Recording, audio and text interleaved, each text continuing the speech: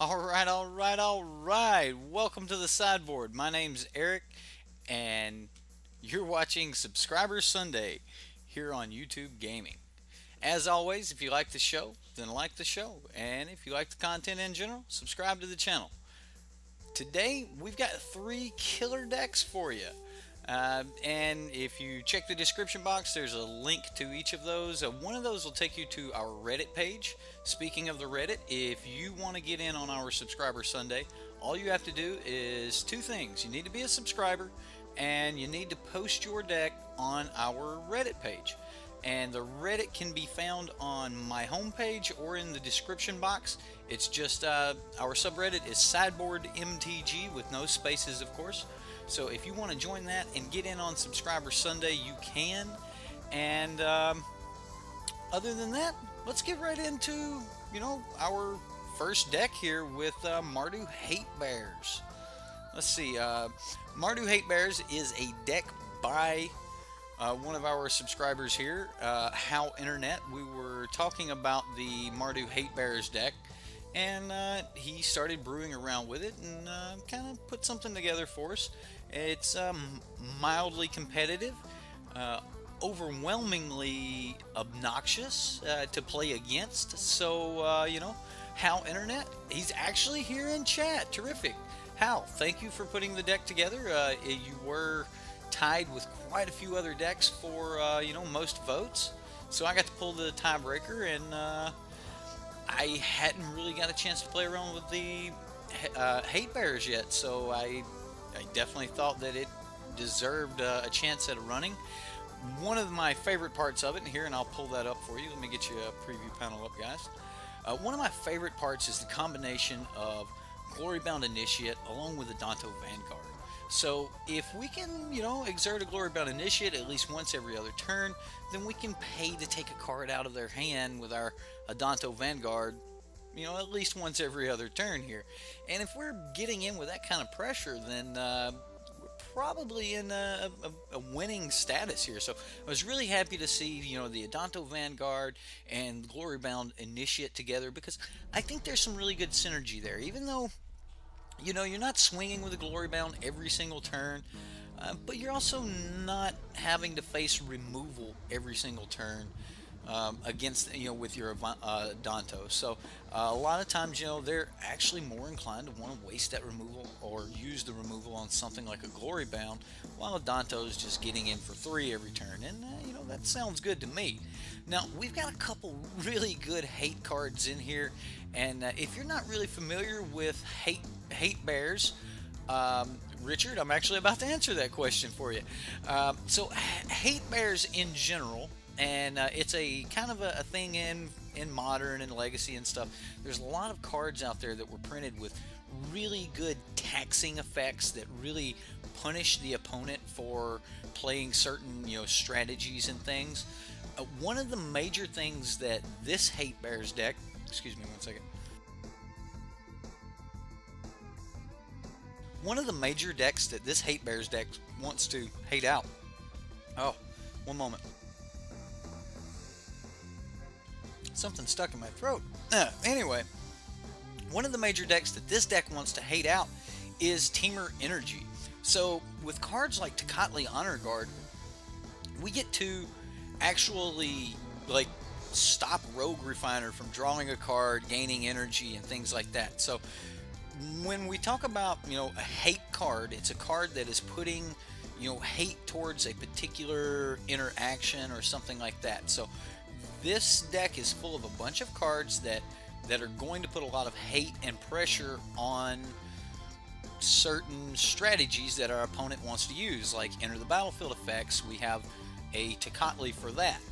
If they want to activate abilities, we've got Harsh Mentor for that. If they want to cast non-creature spells, then we've got Cabal for that. If they want to throw up a blocker, we've got a way to get through that. We've got some creatures that allow us to get some more cards and things like that. We have creatures that actually stop their haste, that slow their deck down. We have creatures that will actually fill our hand up. So this is kind of what we mean by Hatebears. I really really wanted the Adanto Vanguard and the Glorybound Initiate in here because I feel that they're some of the best bears. So that explains why things are hate, but the other will be the bear side of it, and that's normally a 2-mana creature, a 2/2 for 2. Now, we don't have a lot of 2/2s for 2 that have good interactions on them in Standard, so the bear part of this, you know, kind of got pushed into the 3 drops a little bit so that we could, you know, get use out of Cabal and some things like that. And another hate bear that I really wanted in the deck but didn't actually make it into the deck was Rampaging Ferocidon. Might be one of the biggest hate bears in Standard right now, and we could probably make room for it somewhere here with these 4 Deadeye trackers. But we've got 4 Deadeye trackers, a couple Duress, a couple of Braids, a couple of Chandras, another Settle, 2 Cast Outs, and 2 Glorybringers in the sideboard just to kind of round things off. So no, we do not have Sorcerer's Spyglass. That might be something we want to look into, Sorcerer's Spyglass, because, you know, it's a 2-mana hate card. That's pretty good. And but for the most part, this is our deck. The land base is pretty smooth. We don't have many deserts in it, but we got enough deserts to kind of do some good. We've got 3 Sheffet Dunes and 2 Rumyanot Ruins, and then 2 Ifnir Deadlands. And everything else is kind of pretty much straightforward, what you would expect out of, you know, an early to cast deck. Everything in the deck, you know, costs 3 or less, except for the Glorybringers and Chandras and Cast Outs in the sideboard.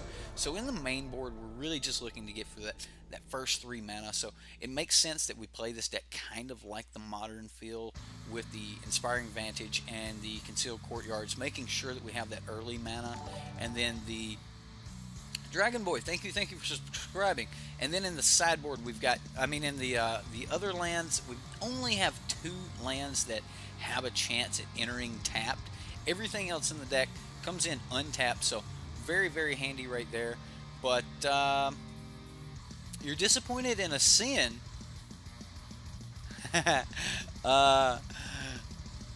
Yeah, less hate bears and more hate fellows, I guess. Yeah, there you go. Why are you disappointed in a Sin? Do you just feel that there's not enough there, or I mean, I actually don't think a Sin's going to be very hard to pull off. So I kind of like it. I don't know exactly where it's going to go, but I kind of like the Ascend mechanic. I'm really fond of the.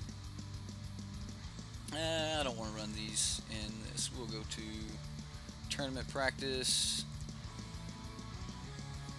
I kind of like the Ascend, like the black spell that has Ascend on it, the sacrifice a creature. It's instant speed. Like, we would, in the past, we've paid 3 mana for that. You know, in the past, just, you know, hey, target player sacrifices a creature. So, you know, the fact that we get that back at instant speed for 3 mana, but it's got an additional mechanic on it, like this thing that could happen, yeah, I'm okay with that. What are we looking at here? A turn 2 of Adanto Vanguard into a turn 3 Kemball?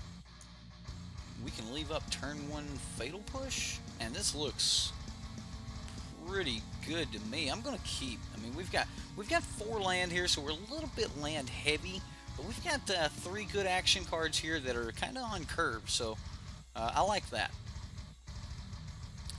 Rivals of EDH. I'm going to say I disagree and think that there are a lot of really good standard cards in it. I think that we're going to see some of these cards make their way into modern format, even if we have to wait until they rotate out before some of them. But some of these lords that just got printed, man, we're stuck with those. You're going to see these 2-mana lords in the future. Like, yeah, everything dies to lightning bolt, but like this is something that we're probably going to have to get used to. Okay, so looks like we're playing against Control here. This is going to cost us a lot of life to start doing these things, because I assume he's got like Fatal Push or something like that. But I'll definitely pay it. I'll pay the 4 life. So I'm going to say my favorite and the best card printed was an uncommon. I think there's an uncommon in the set that is more powerful than any other card printed, and it doesn't fit with any of the tribal or anything else. I think it's the Chupacabra. I think the Chupacabra is the most powerful card printed in the entire set, and it is going to be something we're going to have to deal with. So, you know, that's a thing, you know. It's definitely, the card is powerful. The Chupacabra is very powerful. So I definitely think that we're gonna see it. We're gonna see a lot of it, actually. So I just really think that Chupacabra is probably the most powerful card printed in Rivals of Ixalan, and the fact that they put it on a uncommon, man, that's it's definitely going to be something. Yeah, it's a 4-mana double black. When it enters the battlefield, destroy target creature. Like, they put almost no restrictions on it. Like, the biggest restriction on it, I'm just gonna throw away Fatal Push here. I mean, I could throw away the Ifnir Deadland, but I could end up just playing the Ifnir Deadland as well. Yeah, we'll just take the hit. I think I'm just gonna throw away the Fatal Push.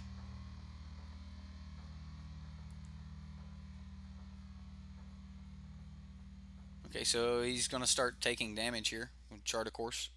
I like that. I really think that the Chupacabra is just going to be more powerful than anyone really realized. Like, Desert FTK kind of rode under the radar for a little while, but when you put removal on an affordable body, and the affordable body being 4 mana entering the battlefield, like, and you've got this kind of underlying chance that there's going to be this crazy good, like, little reanimator deck floating around in Standard. I highly suspect that we see a ton of let's go ahead and throw the red down. I highly suspect that we see a ton of Chupacabras and what would be the word for it? Non-tribal decks. Like, yeah, Necrotal. Like, why would you play that over outside of Standard? Why would you play that over Necrotal? Because it's just better than Necrotal? Like, why would, like, what about Necrotal is better than the Chupacabra?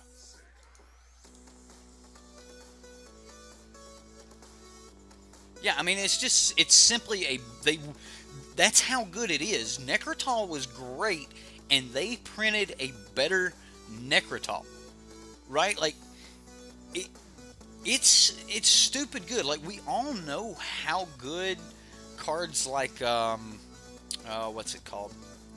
We all know how good. Yeah, it is better than Necrotal. Okay, First Strike. Like, it's an enter the battlefield effect that we're all after. So this is going to let me kill his dude now, which is exactly what we were hoping for. Cool. Alright, well, we're just going to keep pushing the damage here. Right, well, Necrotal's like non-black, non-artifact. It's like Go for the Throat and Doomblade's punishments put into one.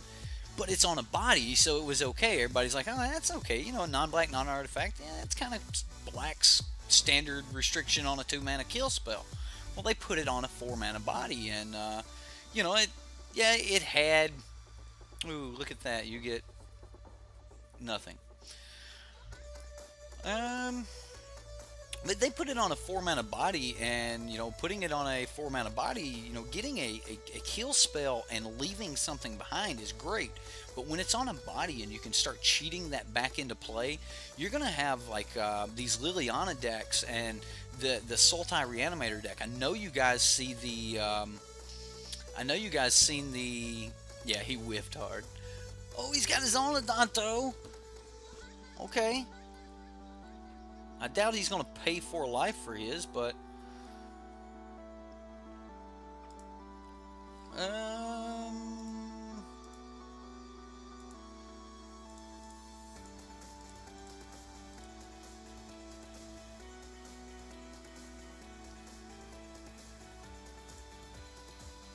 So, I think I accidentally spent a life here. So, I'm going to just... I'm actually going to sacrifice the Sheffet Dunes here, so that I can do this again next turn. And he's just going to scoop it up. We're going to go into the sideboard. Yeah, it's over from there. Yeah, I think the Chupacabra is probably the best card printed out of Rivals. And that might be a real hard statement to get behind. Would I say it's a sleeper card? No. I don't think it's a sleeper card at all. I think anyone who has ever cast Necrotal looked at the Chupacabra and went, oh, thank God they didn't actually put it in a tribe. If it would have been a black vampire, oh, we'd have been in so much trouble. But it's not. It doesn't actually fit in humans or anything else. It's like some beast horror or something like that. But either way, the card itself is just ridiculously powerful. So what are we playing against? Like some blue Esper, Adonto Vanguard something? Did any of you guys get a good look at it? I was talking to you guys and just beating him in the face with our Hatebears deck here.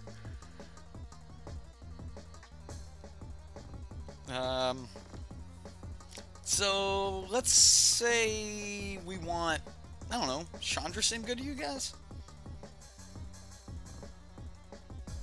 Settle seems good, but did he have any really good enter the battlefield triggers? I didn't really see any. Ooh, Necrotal becomes a thing. We might see more Tecatli, alright? Since we're on the conversation of not Necrotal, but the Chupacabra. Since we're on the conversation of the Chupacabra, like, what do you guys think about... Oh, I lost it. Who do we get a turn to? Yeah, this is actually... Well, we don't get our Bomat Courier on one if we go for the turn to Adonto. We could risk it, and then we still might get it. Best case scenario, we turn 3 a Kanjali Sunwing. Or we just keep tapping, or putting in tap lands for turn 2 and 3. And just keep getting in with the Bomat early. We can do turn 1, just get in with Bomat. Just start getting in with Bomat ASAP. Right, yeah, we were. Yeah, I have no clue what happened, like what the deck was that we were killing or whatever, but the point I was really wanting to make, I'm going to keep this hand.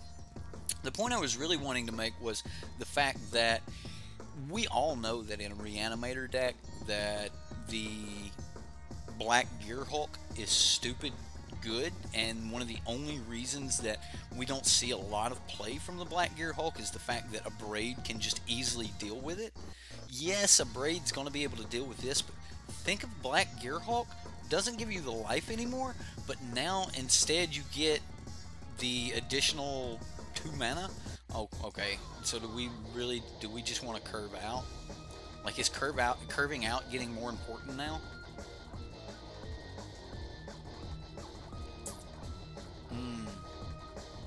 Like, at this point, it's really looking more important to start dropping good 2-drops on 2 rather than to get this single Bomat off. Remember, we only have 2 of these tap lands in the entire deck, so odds that we had them both in our opening hand, pretty low, but, you know, we'll take it.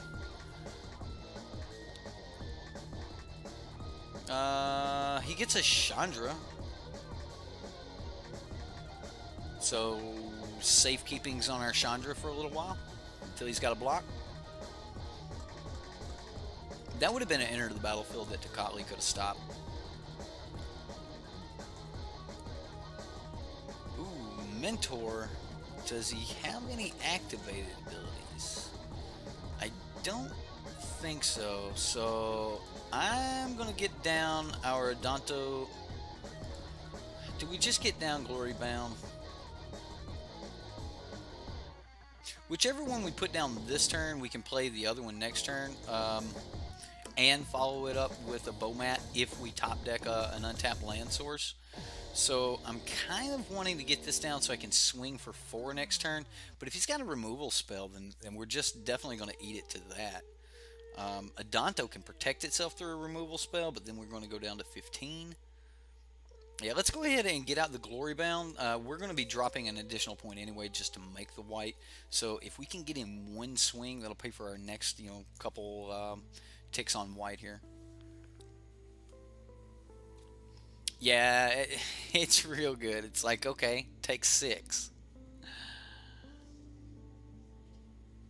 Eben, it's going really good. So far so good.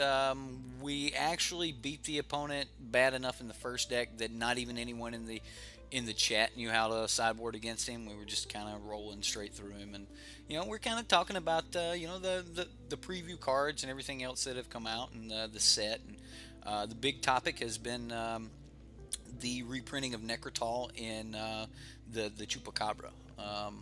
What is the entire name of the Chupacabra? I can't think of it.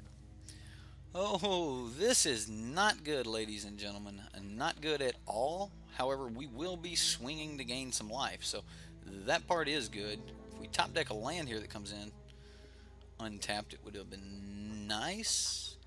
Alright, well, we're just going to play this. He doesn't have activated abilities yet, so I'm going to go ahead and get in with my Glory Bound Initiate. We're going to play the Adanto.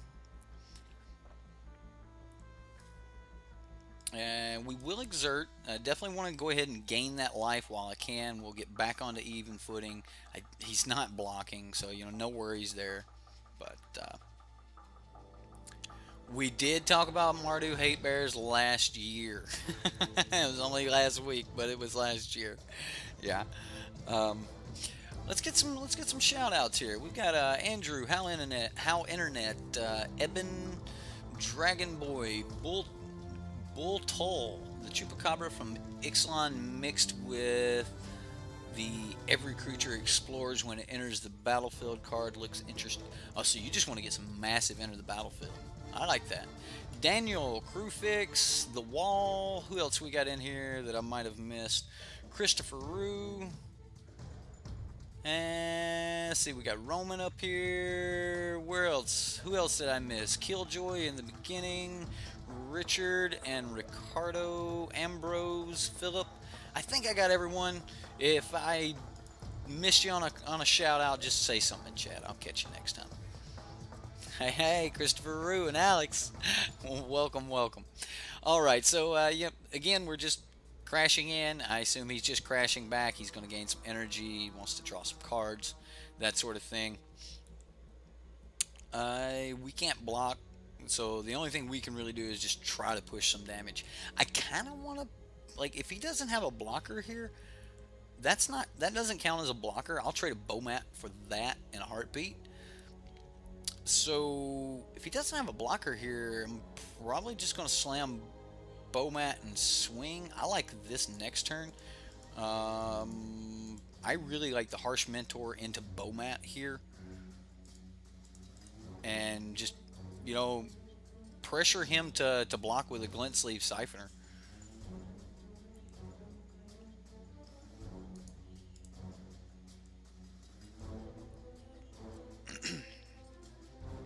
Again, next turn we're pushing in a lot of damage. The one thing we're worried about, though, is him just playing land and passing. If he doesn't tap any of his mana, we're definitely going to be worried about a Settle the Wreckage. So, that's going to be something we're going to need to worry about. So might be leaving a couple cards back so that we can do something there.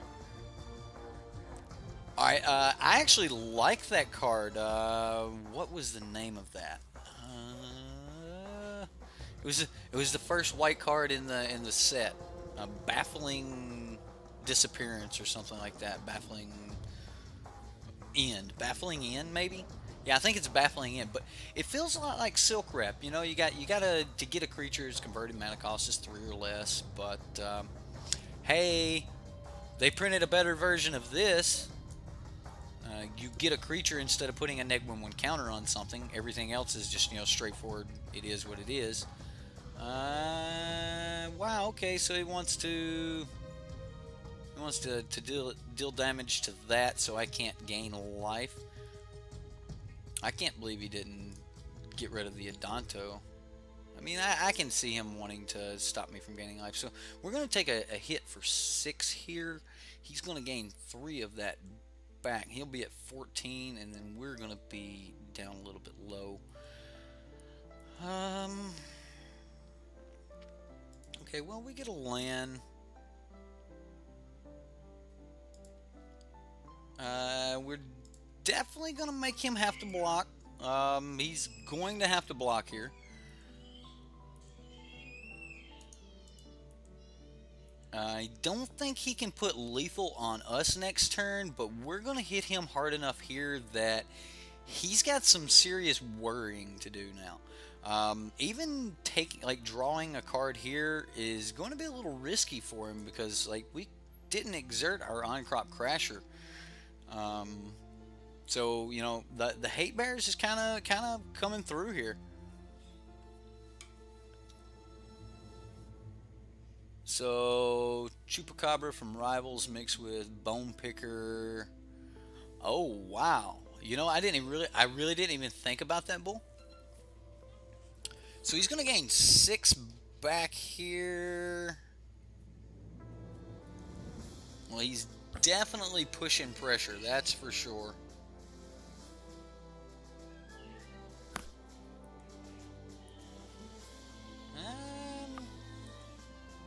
Now we're on the back foot and are needing something pretty drastic here. So if we go Kanjali Sunwing,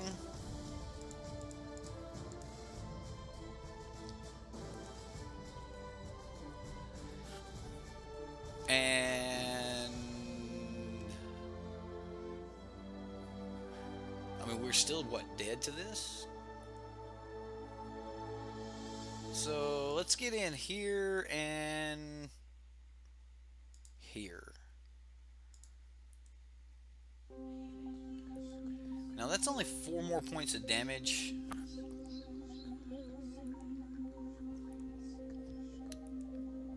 But we do get to leave some stuff back. We could have gotten in 2 more points on top of that, but it's just not enough.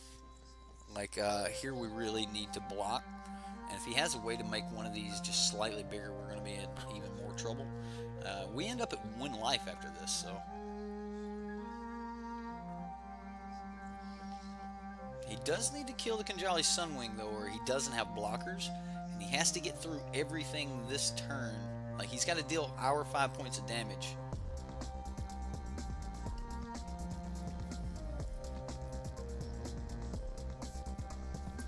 I'm a little curious at how he manages to get it done. We'll see.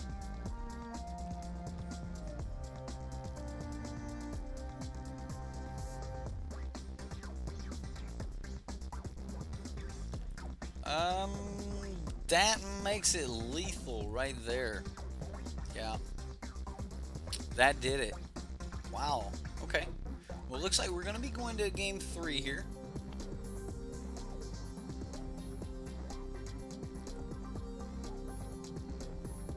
Yeah, definitely going to game 3. You guys want to look and see what was under the bow mat? Let's see.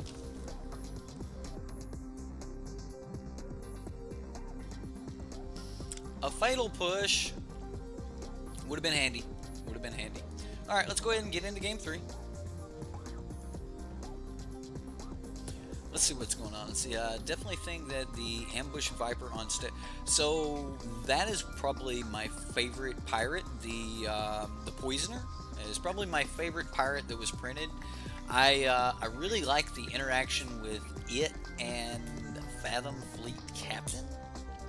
Fathom Fleet Captain produces these menace creatures, and when you give a menace creature Death Touch, he simply only has to, you know, give 1 damage to each one of the creatures blocking him, and you know you've killed both creatures. So I like the Poisoner there. If you listen to Patrick Chapin and those guys, they seem to really like.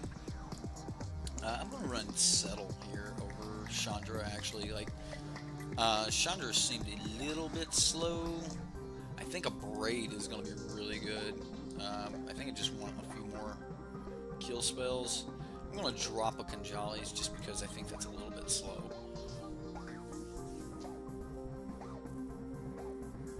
So kill a creature and one drop a flying Death Touch 3/2. Still a nice swing. Yeah, I like the combination between, you know, your Necrotol or the new Necrotol dude and Bone Picker. That seems like it's pretty sweet interaction. We can't play any of our other things, but we do get down, you know, these two. Tocatli might be worth playing. This seems really risky though, so that bothers me a little bit that we don't have, you know, black or. But we've got 2 lands and we can cast 2 of the things in our deck, so I'm gonna roll with it. We'll see what happens.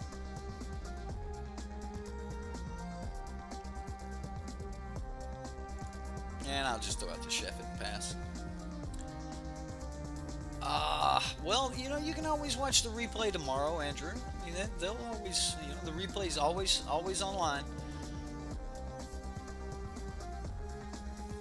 Oh, there's a Settle. All right, well, I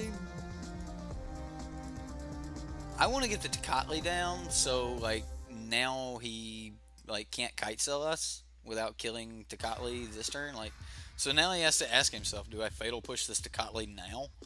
Like, he's having to read it. Like, do I Fatal Push this Tocatli now?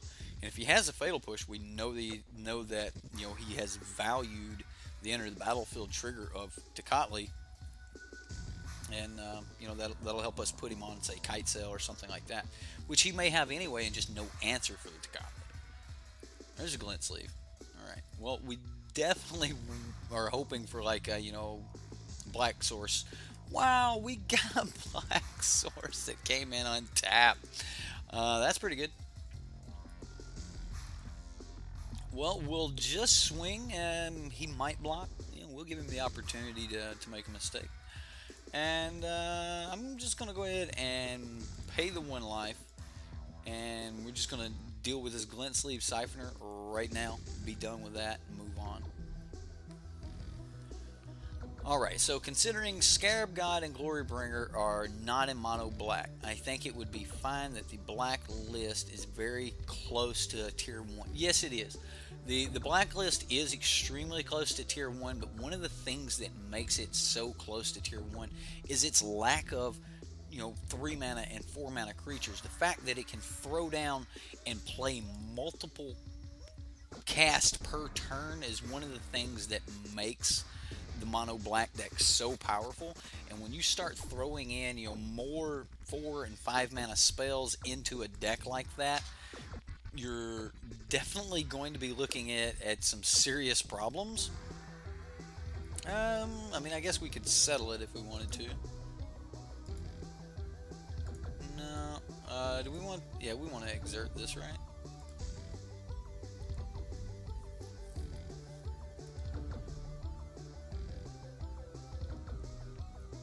Alright, and we'll just pass the turn. I mean, we have Settle Up. It's not exactly what we're looking for, but we're putting in damage. So, the Absent Solemnity deck with the -1 creatures into Kotley as backup. Okay, I can see that, to just keep them from entering. Like, did you not like the Vizier, the white Vizier for backup in that situation? He's gonna make me discard the settle anyway, so I'm just gonna settle his dude and be done with it. So, like, that's the best I can think of.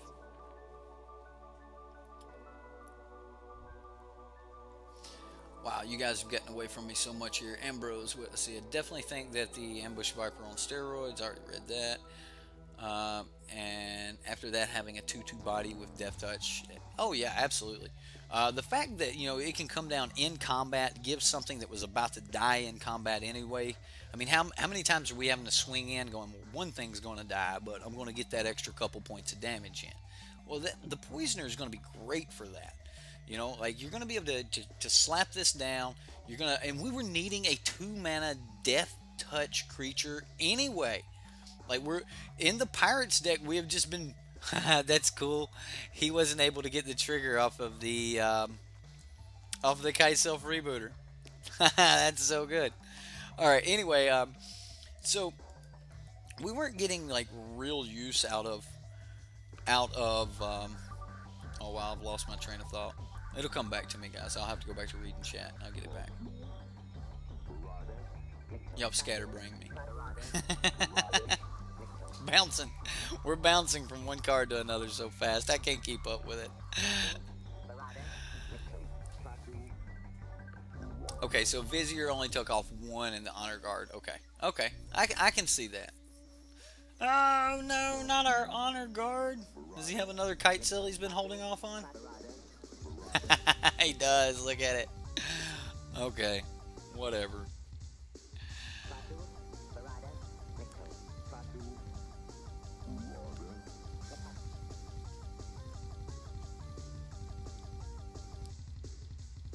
I mean, we're not doing like all that great, but we're not doing all that bad either.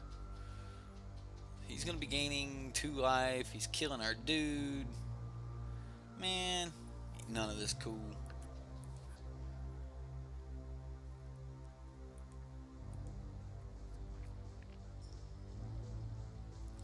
I think we're just gonna have to swing here. Like, just play the Iron Crop Crasher and swing. Come on, Adanto off the top. No, that's not exactly what we're looking for. Although that extra black source might be handy. I kind of just want to cycle it, though.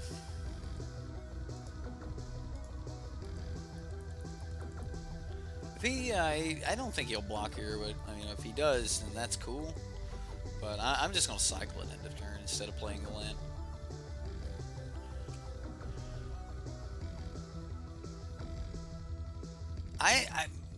Alright, so we keep talking about the Chupacabra and those cards. I just think that the Sultai Reanimator deck got a lot of extra components that are going to help it out quite a bit. So that alone is pretty cool to me. I'm really excited about the Reanimator. I know a lot of you guys are going to be excited about all the new red-blue cards. Let's just go ahead and cycle now.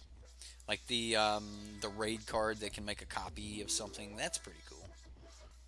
I don't like the fact that you got to raid it before you can actually make a copy, so you're never copying Glorybringer to get in for that. But I guess overall the decks, I mean the card's pretty good though. We can get in again here.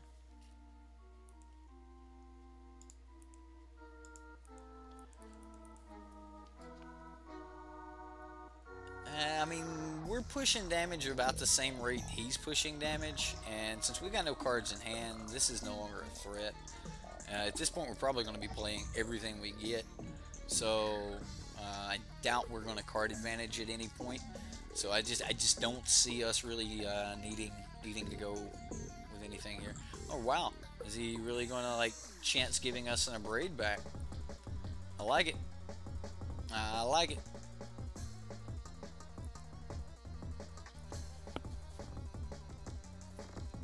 Or he just can't swing in with it. Maybe that was the case. I probably should have blocked here. Oh, wow, that's a Ruin Raider. I'll just go ahead and attack.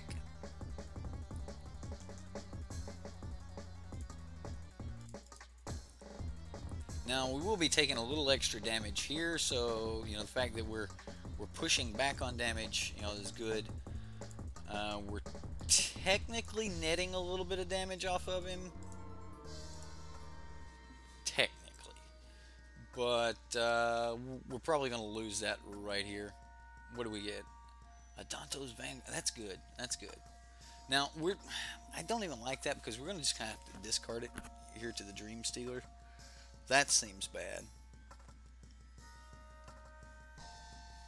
But next turn we're definitely pushing a lot of damage. I mean, he's going to have to leave some stuff back. He'll be at 11, and we can push 8. It's not horrible.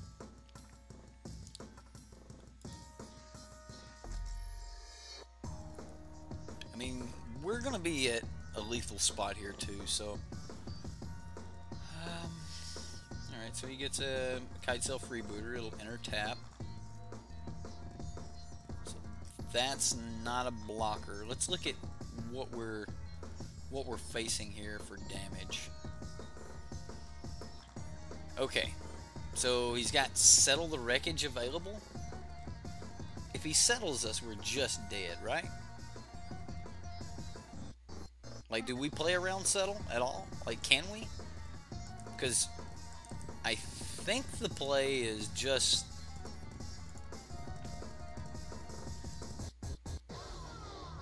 sacrifice a desert and swing. I mean, it puts us at putting him on lethal. He has to have Settle in hand. So, no Settle, then game. If he has Settle, then it's also game.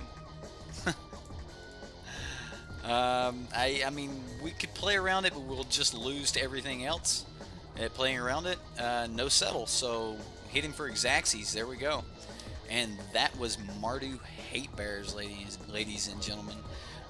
Let's go have a little talk about the deck real quick before we move on. HowInternet, you still in here, man?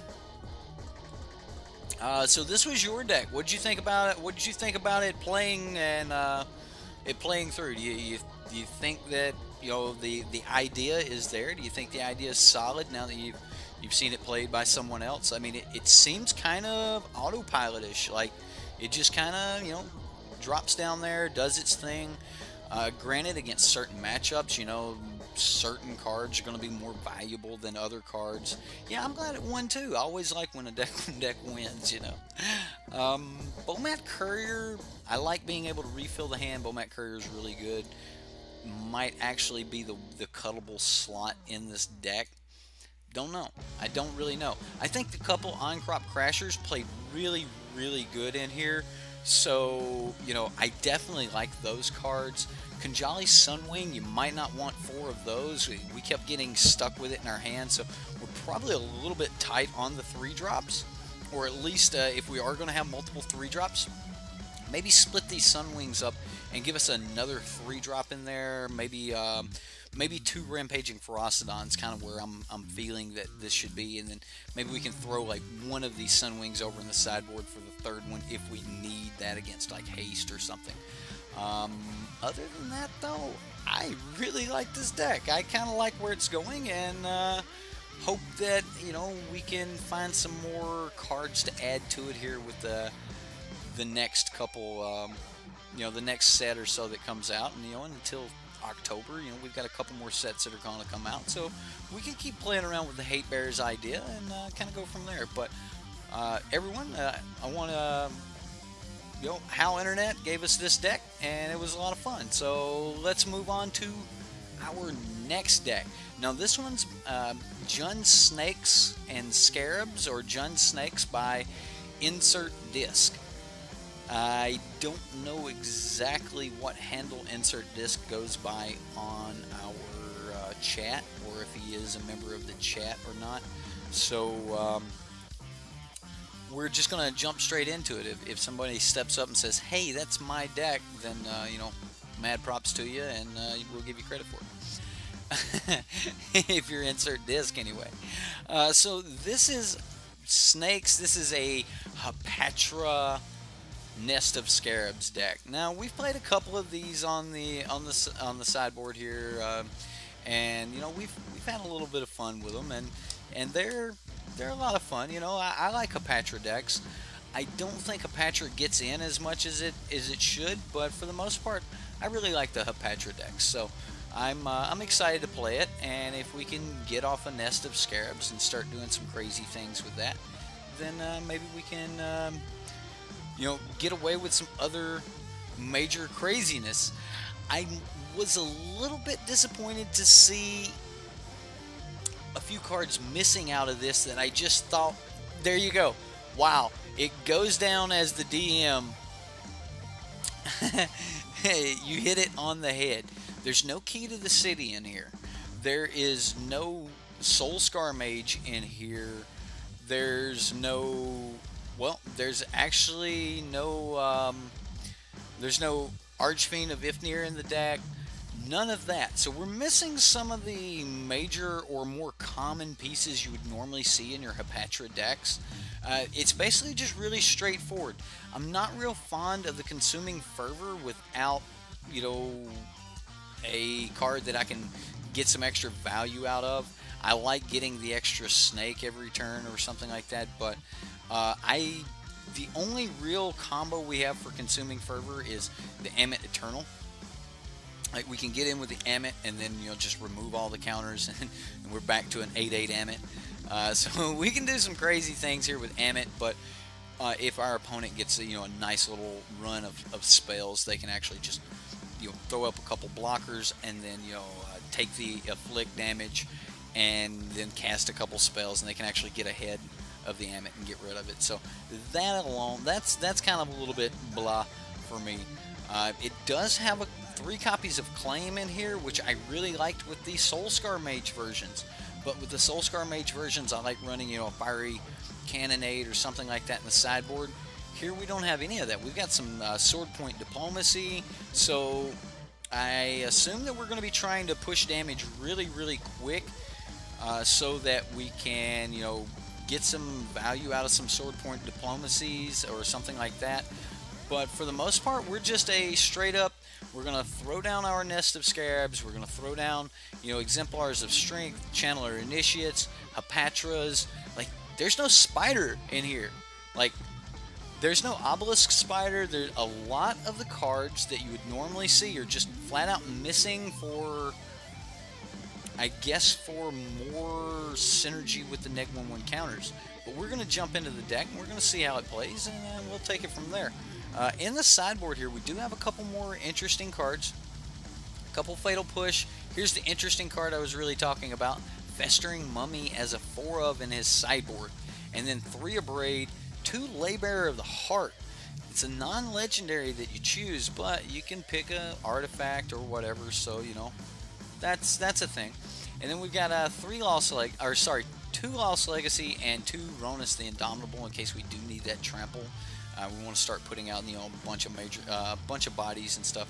Ronus is really good at that. So no Hapatra's Mark, none of that. So you know, definitely a deck that not exactly what we're used to, but you know, it's a deck we're gonna play anyway. Should we fix the mana real quick? We can't be going into combat with these lands. I know I did it with the last deck, but I forgot to fix them. So let's go ahead and get these, what is it, 5 swamps here? 1, 2, yep, 5 swamps. And 1, 2, 3, 4, 5, 6, 7, 8 forest. Alright, let's get this fixed up, and we'll get this show on the road here.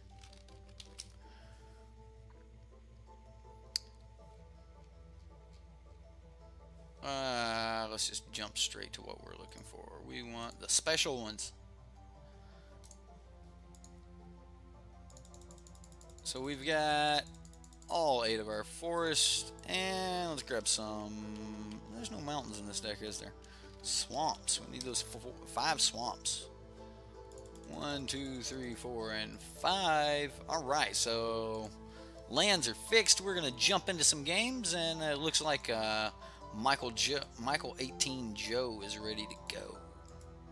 Let's see if we can play him here.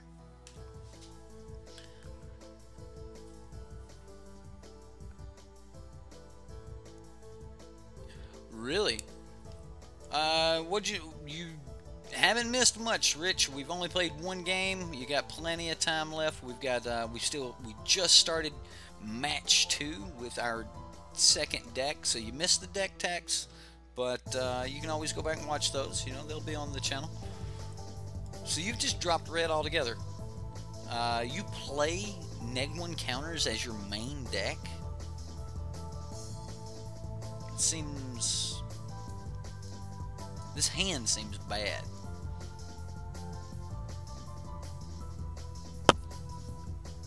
I mean, yeah, we've got an Emmet, we've got Consuming Fervor, but... So, Obelisk Spider is one of my favorite cards in the Neg 1/1 counters archetype.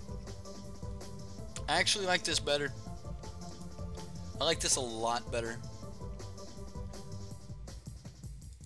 I don't need that, though. Do we just throw down our red turn 1? I mean, we don't have to. I mean, we can just play like Blooming Marsh Forest and then turn 3 Rootbound Crag. Yeah, that'll work. And we'll just pass. I just really like Obelisk Spider, man. Like, Obelisk Spider just seems to be, you know, one of the better Neg 1/1 counter cards. Like, you get individual triggers. Like, I really like running, like, I've never actually played my version of this, but when I put Neg 1/1 counters on, when I say I never played it on stream, but when I put the Neg 1/1 counters deck together, I really like Soulscar Mage and Fiery Cannonade with the Obelisk Spider, because, you know, you're not doing damage to anything. Yep, we're just gonna stick with this.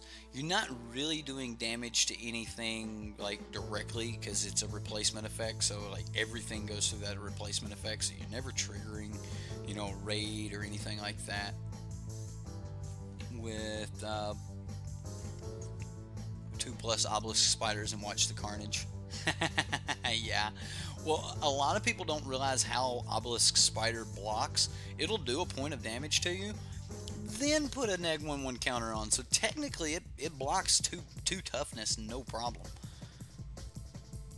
Now, some of you might be wondering why I didn't play the Exemplar, but others of you know exactly what greed I'm going for here.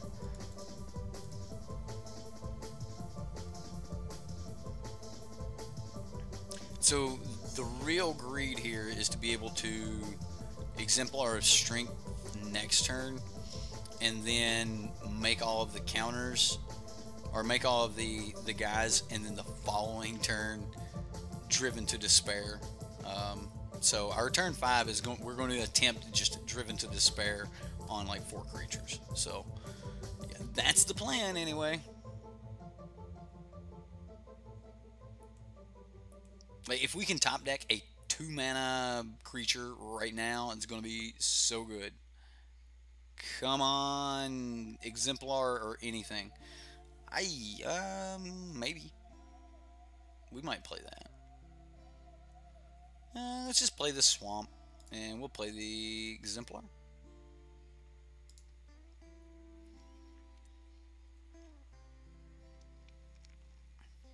So Exemplar of Strength is going to come down. We'll put the 3 Neg 1/1 counters on Exemplar, and that's going to trigger our Nest of Scarabs, giving us 3 1/1 bodies, and then the following turn we'll be able to cast Driven to Despair plus Consuming Fervor on this dude, which is also a nice little combo. Like, Consuming Fervor fits really well in this deck.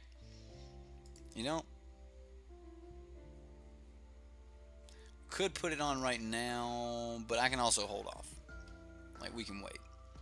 There's no point in gaining that extra -1/1 counter, because we're not going to be able to swing with the insect on the turn that we're wanting to Driven to Despair. So I just really didn't see a lot of value in putting my Consuming Fervor out there on a creature that might get removed this turn. So that would be why. Like, honestly, I want to wait till after the Driven to Despair and we've made him discard a bunch of cards. So I don't really want him to see the Consuming Fervor, but I really do want to hit him for the extra 3 points of damage. So we're going to see how that goes. We know we're not getting countered. We're not getting settled.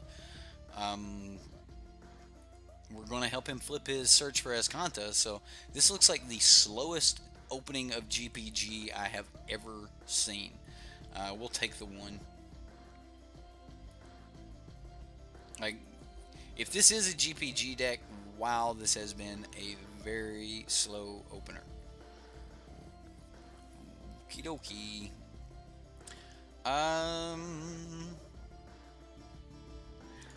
I guess there's not a whole lot of point in waiting since he did tap down. Alright, so now we're going to go Driven.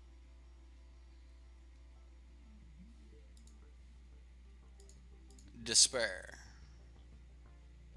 That is such a good combo. Oh goodness, that is a good combo.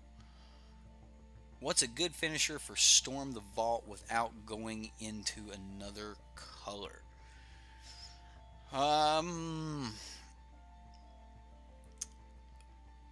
Finisher. So, like, what you're wanting to do something with all of this ridiculous amount of blue mana you can produce, right? I don't really know. I wanted to just Storm the Vault for, you know, great pull from tomorrow's and just have other good stuff in it. I don't know. Like, what would be a good finisher? Isn't this awesome, right? Let's just make all these. I'm just gonna click them all. Like, I'm sure there's probably some proper order that I should have done this in, and it would involve reading them all. Nah, Fleet Swallower is too slow. Like, if you're really going to like, do something obscene with, you know, all of that mana, then you're gonna want to really do some major impact immediately. Like, I like Fleet Swallower because, you know, the fact that you hit with him, it's pretty much over, right? But you've still got to hit with him, and there's a lot of Vraska's Contempt. You know, there's a lot of things that can just deal with Fleet Swallower, and if you're not running a mill deck, you might not actually be able to kill him the turn you hit with him. So I think there's probably something else slightly more effective that we can find. Could be wrong though. I mean, that might be about as effective as we're going to get. I know making him discard Refurbish, Angel of Invention, Godpharaoh's Gift, and leaving him with 0 cards in hand was pretty good. That's why he kept the hand, is because he had all of the good things. He just threw another Angel in the graveyard.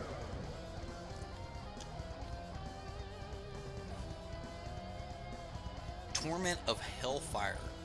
Okay. But again, one of the criteria was we wanted to stay in colors. So, like, what can we do in color? Honestly, I kind of like that. I like just, you know, Locust God, pull from tomorrow.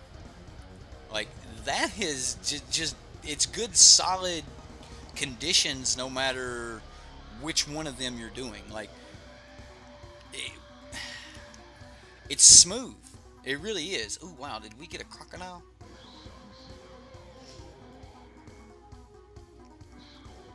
I really like Croc here.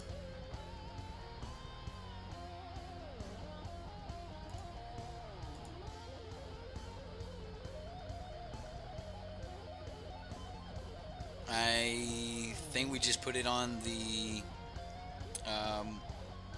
little dude here, and we're we're just going to hit him really, really hard.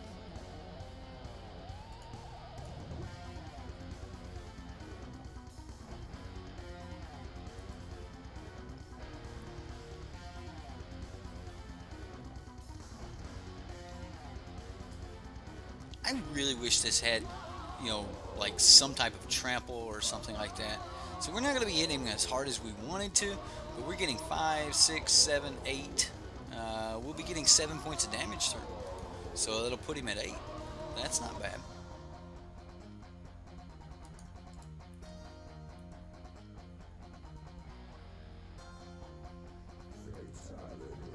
And we gain a life. Raminop Red yesterday went 16 and 2 online. Crazy OP. Raminop Red's good, man. Like, it's the second best deck in the format. It's just one of those crazy things where you can just play it, and if people aren't playing, you know, the good top tier decks, then, you know, they're in some major trouble. I like this interaction. Exemplar of Strength and the Consuming Fervor. Like, I really like that interaction. Like, we could have done some other crazy interactions like Channeler Initiate and put this on, and then we can like take a 1/1 counter off of it and stuff. But this is good. Well, Rich, you're saying even the top tier decks fail to another top tier deck. Raminop Red is considered the other tier 1 deck. There's technically only 2 tier 1 decks. You can say there are 4, but a lot of people consider it only really being 2. Lately, this deck is being considered tier 1, but I still think it's only tier 1.5. It loses really hard to a lot of things. So you've got Teamer and Red Deck. Those are the top 2 decks. And to say that Teamer failed to Red Deck is not really... That's not really impressive, man. Like, those are the 2 decks that are there to beat. Like, it'd be like saying, yeah, I beat Red Deck with Teamer. Of course you can. Like, you're expected to. So, yeah, that's how powerful and how far that Red Deck and the Teamer deck are from everything else. Like, the gap between those 2 decks and this deck that we're playing against right now is so large that it's almost not even the tier 1.5 and tier 1, you know, categories that we're used to. They're fairly close in that in almost any situation, you know, there could be a shift or a new print of a card, and all of a sudden, bam, you know, one of those 1.5 decks just slide right into your tier 1 spot. That just hasn't been the case since PVDDR won the Amonkhet Pro Tour with Raminop Red. And even though he won that out of some really jank stuff, I know some of you guys watched that, and you remember how what is it, Kim Young Wing or Yam Wing, is that his name? Like, he kind of choked to PV in the finals there. But ever since Raminop Red did its little thing there, that was it. Like, we have had nothing but Raminop Red since then. What did he put? He's got a Godpharaoh's Gift in hand. Okay. We'll play a land. We'll, I don't know, make a bunch of dudes. So we're just gonna like start killing off insects that are summon sick, and just making a ton more. I mean, if he's got a Fumigate, this is all just going to turn out bad for us, but I'm going to go ahead and swing.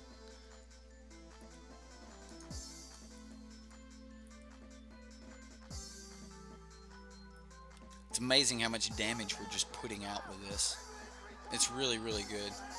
Yeah, I know. Like, we've just crushed it. He got such a bad hand here. He had none of his blue spells to be able to do anything, so... I did. I didn't go ahead and spin the rest of them. Yeah, I just wanted to get in enough. Like, we had a lethal right there, so. Still wanted to. I didn't have to play that Channeler, but we did anyway. Alright, so we're definitely looking at a Braid. I like a Braid over the claim to fame here.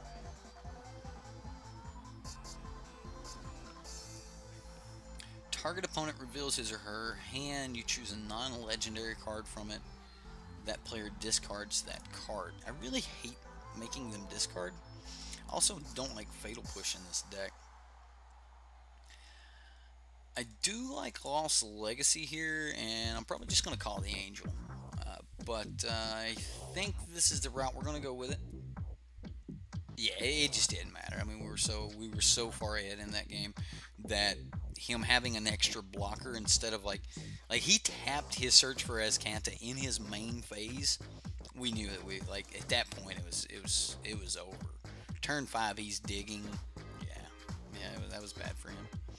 Okay, so we can get down our Hapatra. We can get down. I kind of like Hapatra against this deck.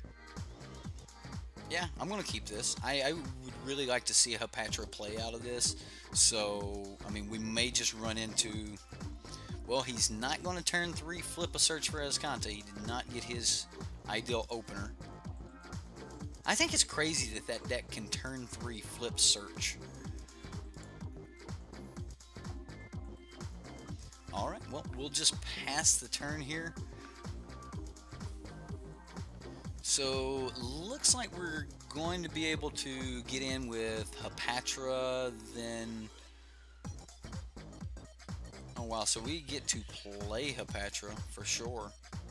Alright, well, let's go ahead and make that happen, and we'll just kind of pass the turn back and see what happens here. Getting the Hapatra down is really nice. I'm actually extremely excited about getting Hapatra on the battlefield. I like consuming Fervor with cards like Hapatra, but I also like consuming Fervor with cards like the Spider, the Obelisk Spider. Like, you don't actually have to connect, and a lot of times it's really hard to do with Hapatra. Like, that's one of the reasons, like, when we pulled up the deck, everyone was like, really? No key to the city? Because it's so hard to connect with Hapatra. Wow. Do we just sword point here?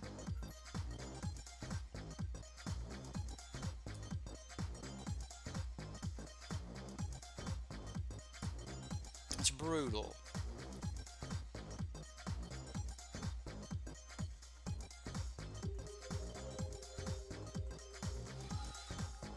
Yeah, that, like, the fact that we've got nothing to... Well, that's another thing. Like, in the mono black aggro deck, I love Key to the City because, like, so many times I'm just using it because it's like, I just want to draw another card. Like, I got 3 mana, I'll tap 2 and cast a 1-drop, you know? Like, those kind of plays are just, you know, they're great. You may put a -1/1 counter on target creature. So if we put a counter on Hapatra, we just weaken Hapatra, right? But we get another body that we can start doing it to from that point forward. Yeah, sure. We'll take one. We get another body. I think that other body is kind of what we're looking for here anyway. Let's see if he takes some damage. Let's roll the dice. Sword point diplomacy. That's the best way to have diplomacy. You just have a sword at somebody and you say, okay, hey, look, you're gonna do what, you know. So I guess I'm revealing these 3 cards, and we'll see what he does. So he exiled the Consuming Fervor and gave me 2 land. That's kind of blah. Julio Martini?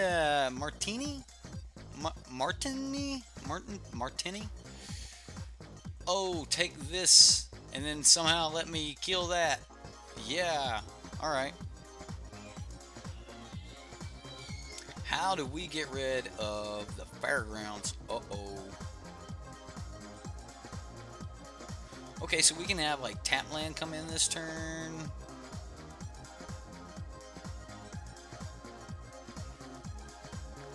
I'm really interested in throwing down the Nest of Scarabs here.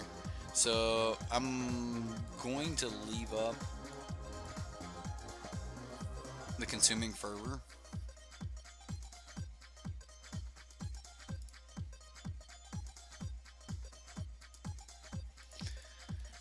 probably just bad by putting it here.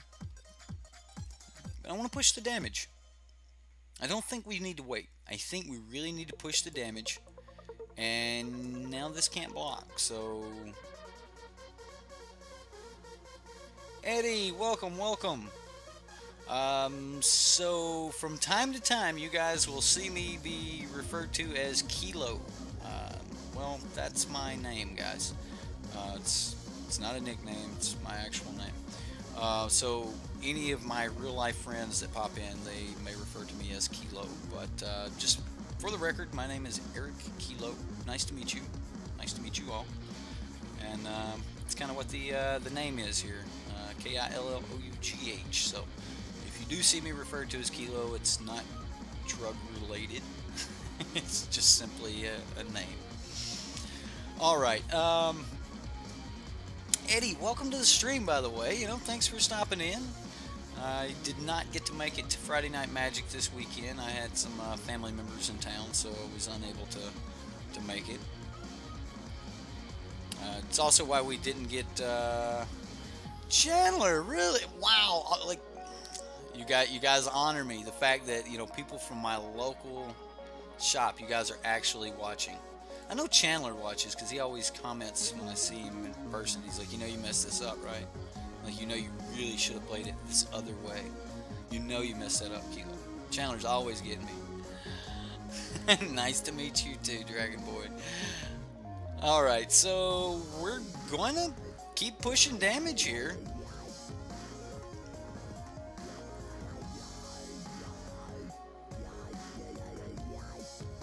Luckily, like, we're pushing some serious damage. Like, I'm liking where this goes. This is going. Like, it's just, it seems to be enough that they're having a problem dealing with it. I mean, he doesn't have the really great cards in Graveyard. Like, there's no Angel. We just got back up Patra. Did we play land for the turn? I mean, we're just full on land, so we're gonna start making a bunch of dudes. Wow, okay, so Dragon Boy is the guy who built, what is it, 2 weeks ago? You built the green-black... No! He built the green-black Explorer deck. Ah, I can't believe it! He fumigated us. Okay, whatever. Makes sense to block the thing now, right? Come on, neg 1/1 counter stuff. I'll take it. We have no use for the tapped one. I mean, we're only getting in for 4, but hey, I'll take it. I hope I didn't, you know, hate on your deck too much. I just thought it was missing something, and I think it's cool that you're here now because I'm sure that you have looked at the spoilers. So, first card I want to ask you about, since your main deck is a green-black Explorer deck, what do you think about Explore, then Explore again? And anyone else can chime in on this. What do you guys think about the new Explore cards? Did we get enough to make Explore a viable deck? Are we there yet? Questions on you guys. So, what do you think?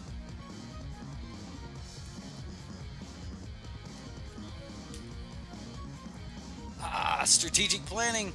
He has got to have found a refurbish by now. There has to be a refurbish. So we're going to be dealing with, you know, Champion of Wits or something here real quick. The only creature in the graveyard, though, Fairgrounds Warden and Champion. Yeah, he found this refurbished. So I'm expecting a 4/4 Fairgrounds Warden into our Crocodile, or he's going to just grab the Champion. I would probably Fairgrounds Warden. Yep, that's what we expected.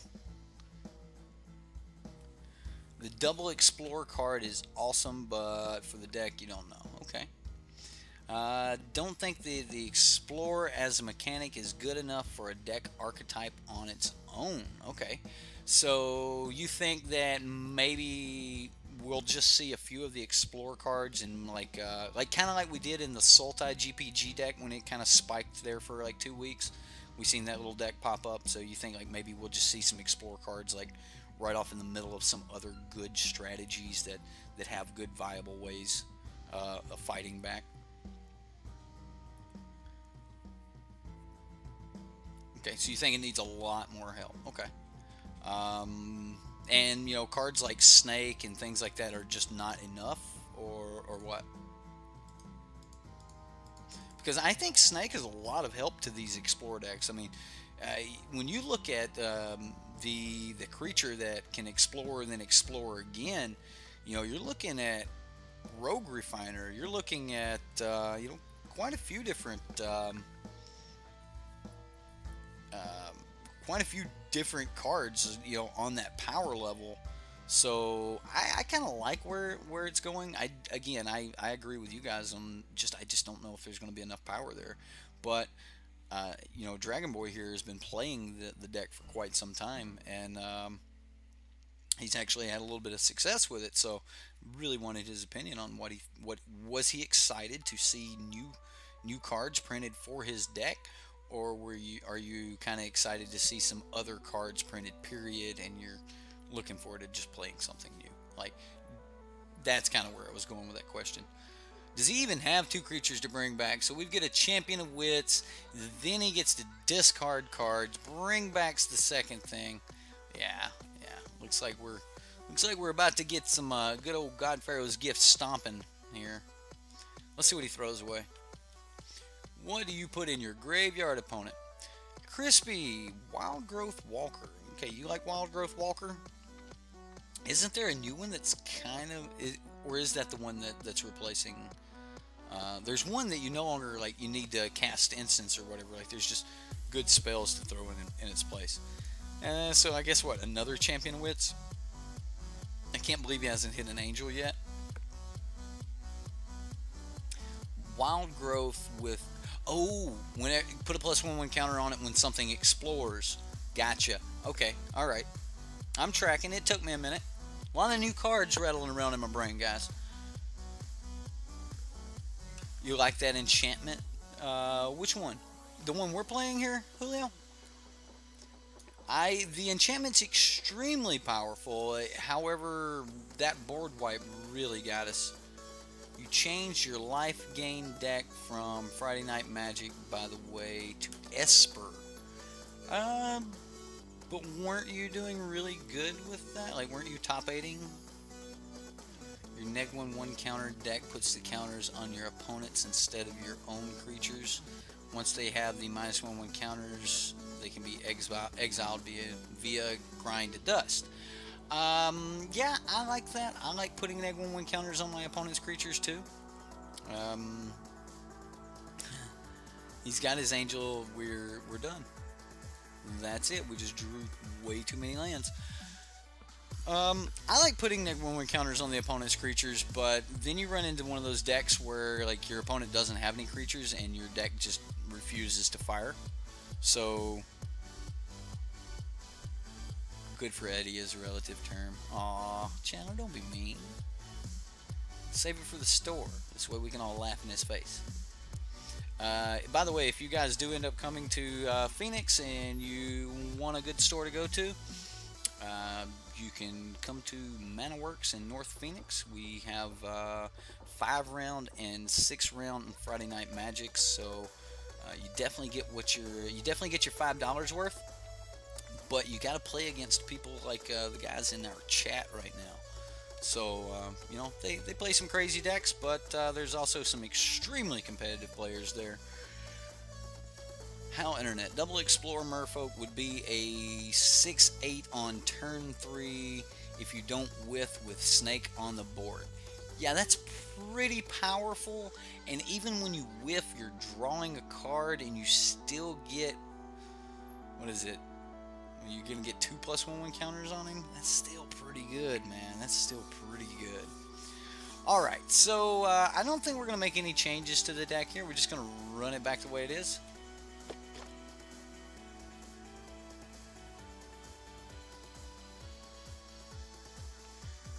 I understood. Sometimes you just need draw. Wow, this is nothing but land. We're going to trade this in. Um, I like the fact that we've got a nest of scarabs to go for here, but man, this is it's a really risky hand. It's a slow hand too. So if our opponent has any type of combo whatsoever, he's going to be able to do some major work to us. I don't expect to be drawing cards here.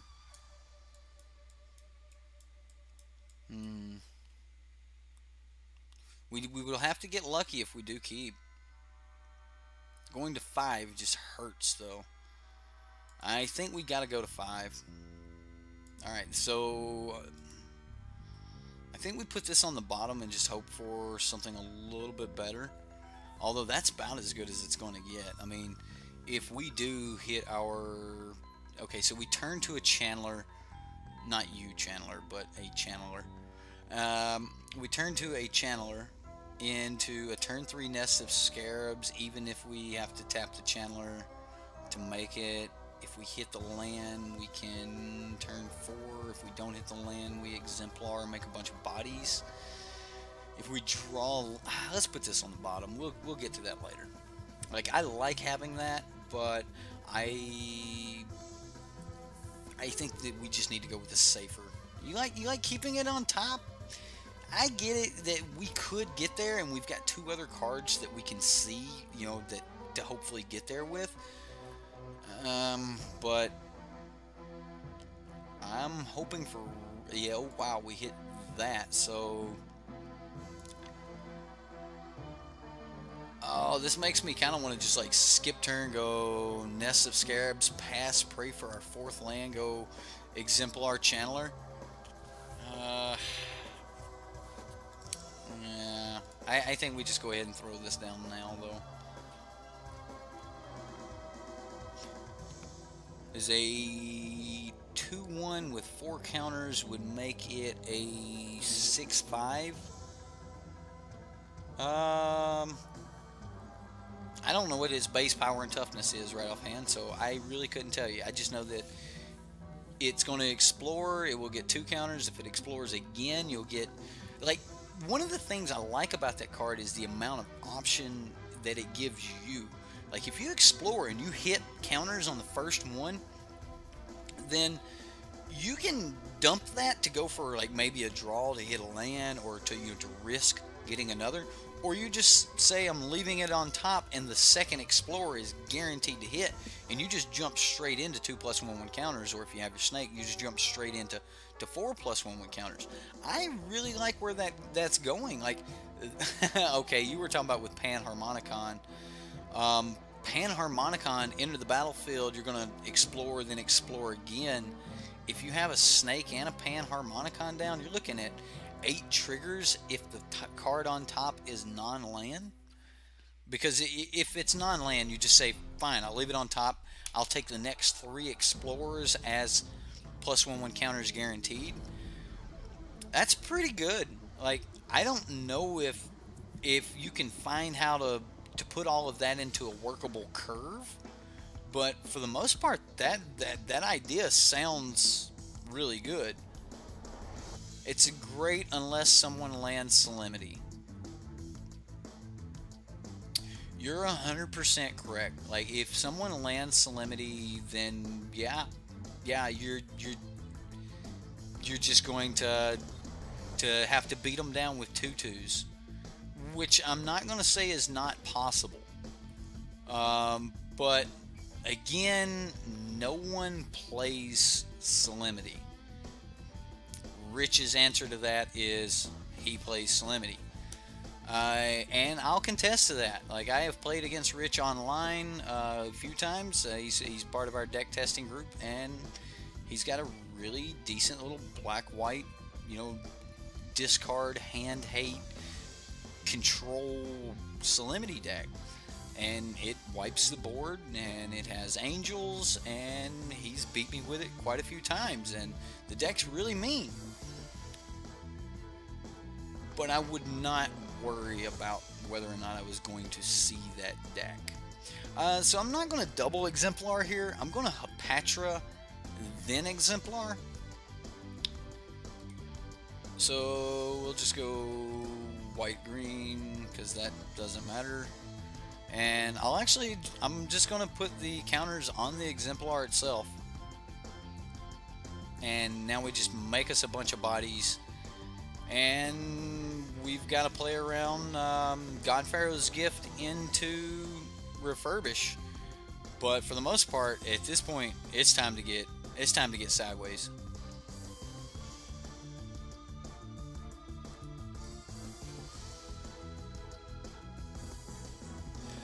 I get that your Salimity's in the sideboard, Rich, but you do always have, you know, Salimity in your sideboard to bring in against all of the +1/+1 counter decks. And, you know, in Rich's defense, there's a lot of us playing around with little decks that have +1/+1 counters in them. So, yeah, all right. You know, maybe there's going to be a point in the meta where if you have white, then you really do need some Salimities. I think Eddie had some Salimities in his sideboard, which, you know, it's a good answer. So turn 2 Snake, turn 4 Pan, turn 5 Branch Walker Ranger equals a 10-9 and a 6-5. Turn 5, get a 10-9, 6-5 if the turn 2 Snake is still alive. Right? Like, I mean, all of that has to happen, right? Like, the turn 2 Snake has to still be alive. Is he really? Are we going to settle here? Is he going to settle us? Well, okay.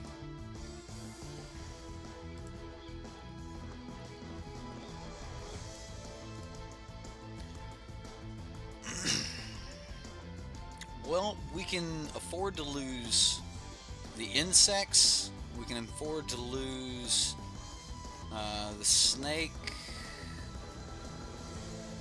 Do we want to swing with a Patra? Of course, right? Did he get his God Pharaoh's Gift in the sideboard? He didn't. Or in the graveyard? No, he did not. Threw away a couple champion wits though. So now we get an extra. When he casts his settle here, we're gonna get a trigger. How do we get in on this?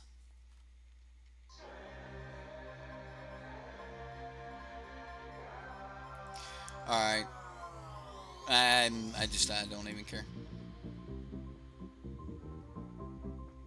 We're gonna have all the mana in the world, so that's no longer gonna be relevant. Yeah, sure. Give us our lands. Cast your settle. We'll get some bodies back. Next turn we'll throw down a whole bunch more. I mean, yeah. I mean, if he's going to give us a settle, let's get a big one. There it is. Alright, so we'll get our counter, which will give us the Death Touch Snake and one of our insect snakes back.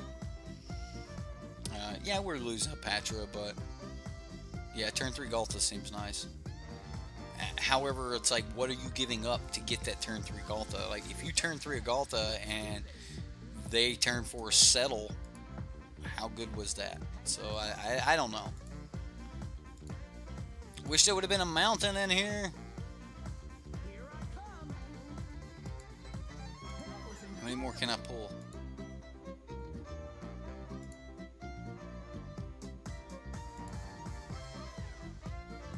Wow, that's just a ton of land.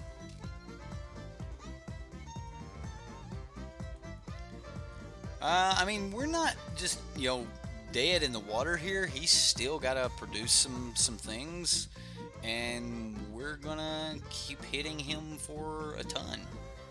And you know, we're going to exemplar strength here. Man, he's got the refurbish in hand.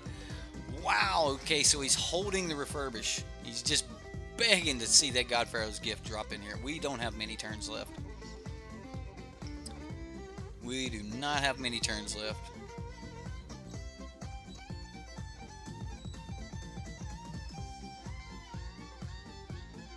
Yeah, we thinned the deck a ton.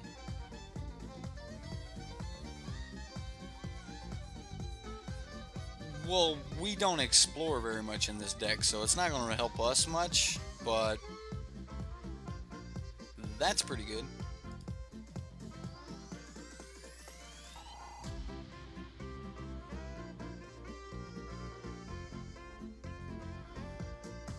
Um...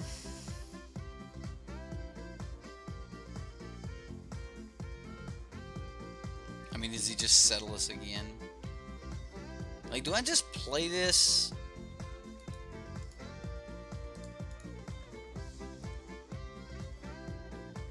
I hate that we don't have a red land. Like, the fact that this deck didn't have a single mountain in the sideboard, or in the land base, that might be slightly bad. Alright, so now we've got a summon sick one we can do this too.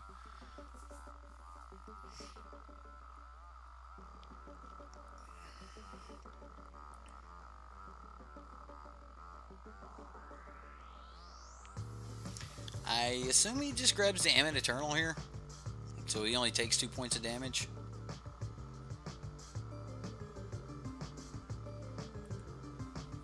Oh wow, okay, so he's just going to take the Nest of Scarabs.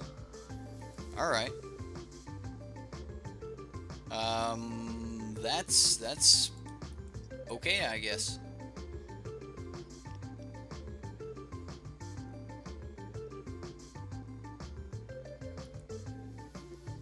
So we get in for 3 here. He removes his +1/1 counters.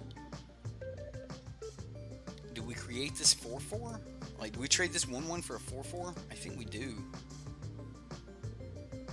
Like, there's a tempt, like an idea to maybe just put them all on the Ammit, and then this way next turn we'll swing, but I think we actually get in a lot more damage, and we're safer from him casting like 2 1-mana spells next turn, so let's just go with one of the ones that's tapped. Why not? Alright, so now we've got a 4/4 here, and we'll go from there. Been abusing Endless Sands. I actually like Endless Sands, especially when you've got really good enter the battlefield triggers, so Endless Sands, it's a lot of good. Do we have Graveyard Hate? I don't think we do, Chandler. I don't think we do. Why were there no mountains? I don't know. That's how the deck was built, so I couldn't tell you. So now he goes throw away a Godpharaoh's Gift, land, refurbish. Hey, did we beat him by the clock? Can we clock him? Maybe. I doubt we're going to get 5 more minutes out of him, though. Godpharaoh's Gift, land, refurbish. Just do it. There's your angel. We're playing against David right now. Some of you get that. Yeah, you've got no... I first said, alright, we got an Abrade, and then I realized, wait a minute, we can't cast it, so does us no good at all. I wish there would have been mountains. It just one. It only needed 1. So if we would have put the 3 -1/1 counters on the Ammit Eternal, then it definitely would have killed the Ammit. He would have killed Ammit right there. He does have the Godpharaoh's Gift, so next turn he gets to refurbish into an angel, and we're going to be in some major trouble.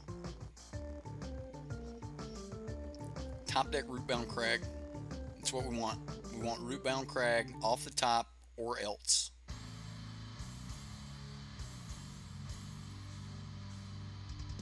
What do you got for us, deck?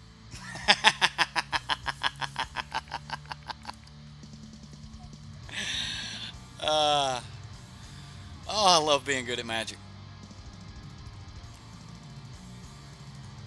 Yeah, I think we just swing. We're in a pretty good spot to just swing right here. Definitely need to just keep pushing the pressure, and if he wants to stack, like, say, 2 of these in front of an Exemplar, then I'm okay with that.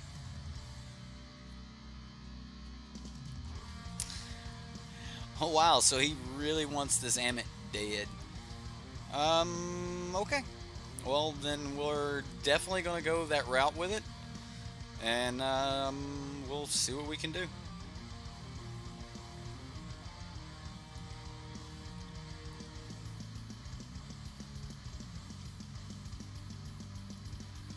Okay.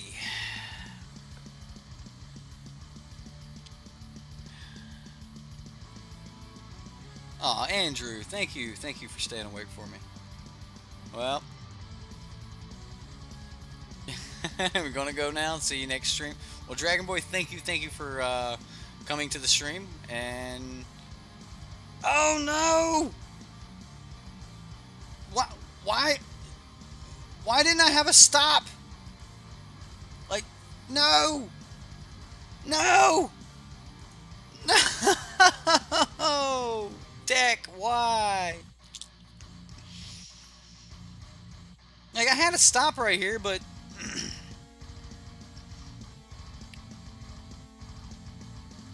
oh.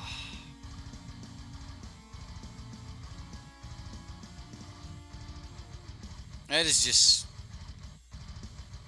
oh, that hurts so bad. Oh. Okay.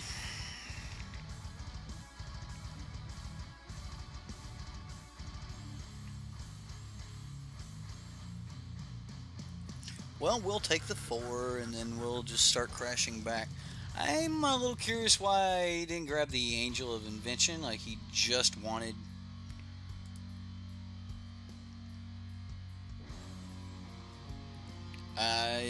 Can we win this race? I don't think we can. We're going to need something else to help us win it.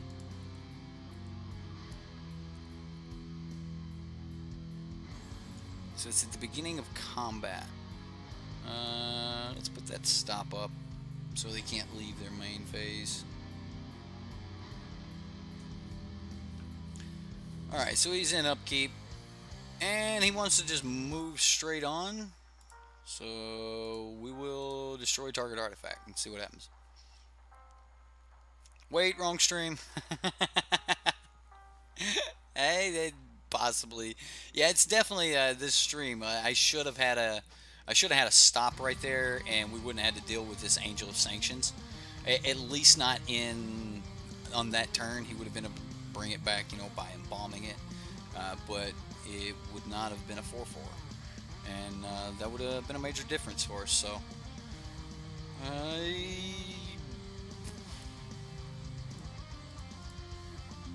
let's do what we can here.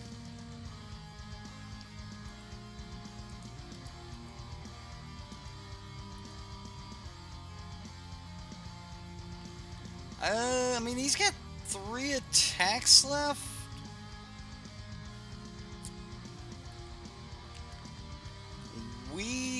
I mean, he's got to be able to remove our stuff. Game 1, turn 7, the opponent is 7 minutes behind. Well, oh, alright, so he refurbishes, and now we're just dead. Yeah, well, I mean, we kind of figured he had that refurbish anyway. And what? Victory's Herald? Flying on lifelink until end of turn. Okay. Victory's Herald. What a thing. What a thing. I guess when you just don't have 4 Angel of Inventions, you just kind of stick whatever you can in the deck. But he goes back up to 11, and we need something major. Very major. Oh, Rootbound Crag ain't gonna be it. This is not standard. It is standard. River's Herald was like reprinted in like one of the dual decks or something like that. So that's what we get from that. Well, we got beat by God Pharaoh's Gift. You know, tier 1.5 deck, and you know that's kind of what, you know, it's a good deck. That deck top 8s all the time, and you know, a lot of different metas. So you know, to lose to that, that's not overly devastating, but I kind of like some of the synergies we had going with the Consuming Fervor and Exemplar of Strength and you know, Ammon Eternal and things like that. Jeffrey Wilgie? Either way, Jeffrey, welcome to the stream. Thank you for joining. Overall, I kind of like the deck. I really like that, you know, play where we got out, you know, the Nest of Scarabs, and then we got to hit an Exemplar, and then turn 5 we were, you know, driven to despair with 4 guys, you know, swinging, that sort of thing. But when it really boils down to it, that wasn't a really good curve. We weren't hitting some amazing curve. Lee, good night. Everyone else that's taking off there, good night to you guys. We've got one more deck we're going to play before we're out. But for the most part, I really didn't like on how you got to play this really weird curve. I do like that you can do, you know, 2 of your 2 drops on 4 to kind of make the curve a little bit smoother. Maybe if you can Hepatra on 2 and then Nest of Scarabs on 3, swing with the Hepatra, you can get more value out of it that way. So there is a curve there, but it seemed very clunky. I would like to see something smooth that curve out, but with you having to play a do-nothing enchantment on turn 3, it just kind of seems eh. Alright guys, the deck a lot of you have been waiting for. We have got our Majestic Myriarch deck here. Let's pull up this the preview panel, and we'll take a look at Majestic Myriarch and see what we can do. I know some of you have been wanting this one. Herald is from the Welcome deck. Okay, alright.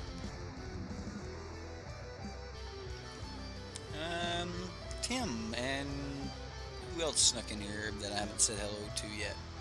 I think I said hello to Crispy, but if I didn't, hello. And Vincent, hello to you too. Who else? I think that's about it that I haven't already spoken to. So if I did miss you, just say something in chat. I'll definitely give you a shout out there. Alright, so here we've got a green-white Myriarch deck. We've got some of the cards that a lot of you are just really used to being in green-white. And, you know, Legion's Landing, Sacred Cat, Blossoming Defense, all of the best 1-drops in the colors. In the 2-drop slot, we've got Adorned Pouncer, Nature's Way, and Heroic Intervention. Less of the 2-drop, you know, powerful spells that I would expect to see. More protection. Target creature you control gains vigilance and trample until end of turn. It deals damage equal to its power to target creature you don't control. So this is a sorcery pounce that gives vigilance and trample. Kind of cat tribal with a bird, I guess you could say that. It's not very cattish though, as there's a lot of cards in here that just don't have anything to do with cats. But we've got a lot of keywords here. This is keyword tribal. Keyword tribal with a bird. So we've got a Flying Vigilance and Lifelink here on our 3-mana aerial responder. And then Ronus can give things trample. You know, when your Majestic Myriarch is getting up to huge power and toughness, trample is one of the things that you're really going to want more than anything. So I like Nature's Way there. I like the fact that we can give it indestructible and hexproof. I like the fact that we can give, you know, give it flying. We can tack on lifelink just anyway. David, you're here for the last one. That's right, you made it. Keyword soup. Okay, I got it. Yeah, there you go. Instead of keyword tribal, we've just got a keyword soup. As many keywords as we can throw in here. A little bit of double strike, indestructible. Again, this is one of those Oketra's Oketra the True decks that doesn't necessarily have to swing with Oketra. One of those just ways to throw double strike and enchantment on a Myriarch. Really get in there. Well, Mangle, welcome, you and David both. You guys are running a little bit late to the stream, but remember, you guys can always go back and, you know, watch it. It's DVR, so you can rewind up to, I think, what, 2 hours, something like that, I think is what I'm qualified for now. But, hey, we're coming up on 1,000 subscribers. When we get to 1,000, I think we get the full, like, what is it, 3 hours of DVR that you guys can rewind back to during live play. We'll get, like, super chat, whole bunch of other things. So we're coming up on that 1,000. We'll get there. Alright, so in the 4-mana slot, we've got the Oketra. We talked about Oketra. Everybody knows Oketra is just a great way to crank out some tokens, give that double strike and the indestructible. And haste. Not a lot of ways in our colors to actually give haste, but there is this 4 converted mana cost artifact here in Iron League Steed that is Fabricate 1 and Haste. We can throw down a couple bodies to help our majestic Myriarch. So, hey, I really like that. Okay, so this is actually a little bit more about throwing down the extra body than it is just about the haste. Otherwise, the crocodile would definitely make it in there. But remember, we're throwing down an extra harvester body, or like so that we can activate the harvester. Like the Fabricate 1 gives us a 1/1 body that can activate harvester, and remember how Myriarch reads. You know, its power and toughness are equal to twice the number of creatures. So we've got all of those little interactions kind of going in, and that I think that's why we're not really on the crocodile, and we're more on the Iron League steed here. But that's the main deck. I don't think there's any other cards over here. So let's take a look at the sideboard.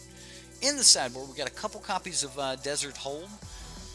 3 copies of Manglehorn. I was a little amazed to see 3 copies of Manglehorn floating around, but you know, when they're really trying to just throw down some Thopters and things like that for blockers, Manglehorn is actually where you want to be.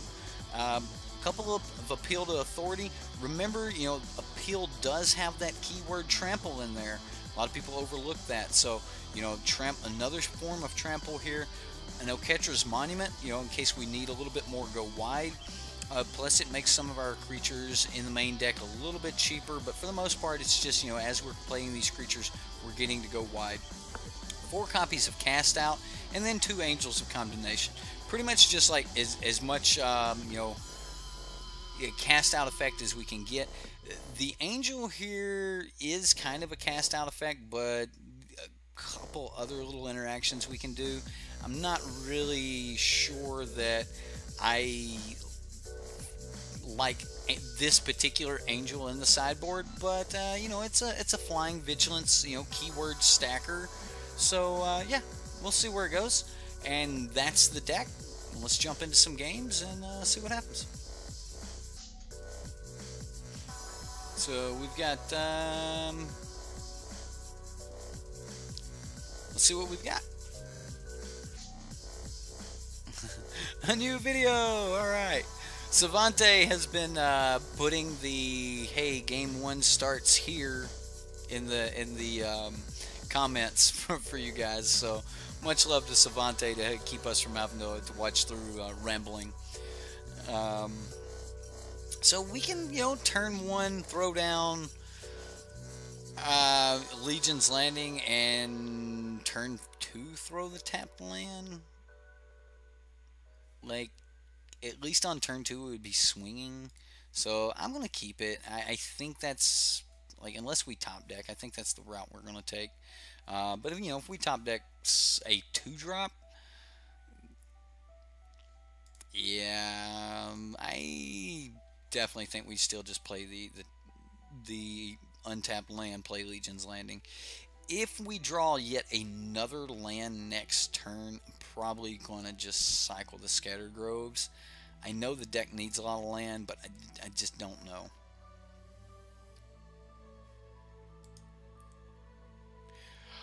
Well, you guys can do whatever you want. If you guys sign up for the Discord, remember the link is in the description box. It's always there. It's an open Discord.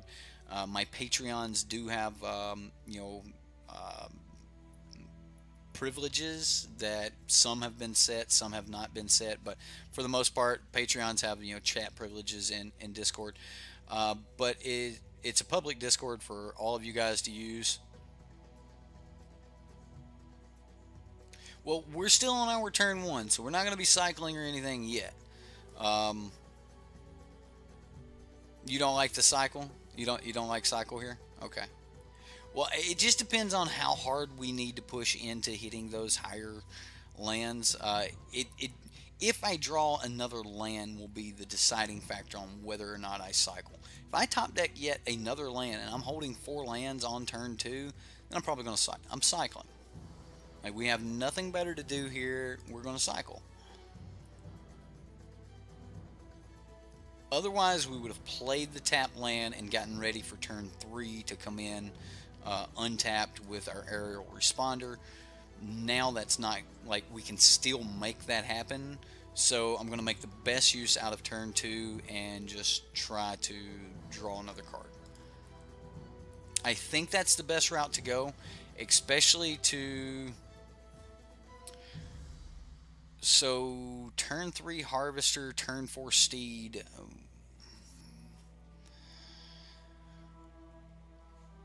Why do we...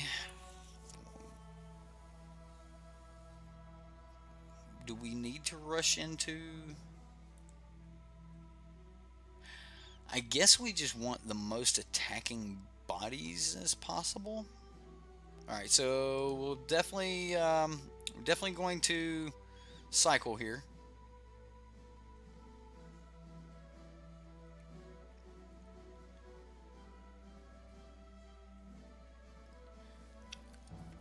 So turn 3 Steed, or turn 3 Harvester gives us swinging 3 on turn 4 after we tap. It's more bodies. It's 1 extra point of damage.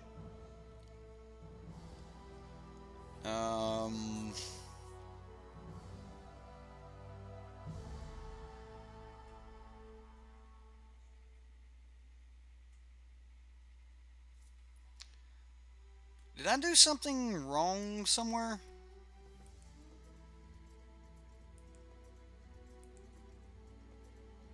Okay, this is our turn 3. Okay, I just cycled at the end of our turn instead of on his turn. Alright, I was definitely confused. Okay, so we've got a bunch of protection. If we Harvester now...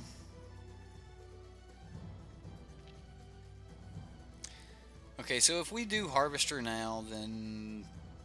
Yeah, that's fine, I guess. We're still going to be swinging for 3 next turn with it.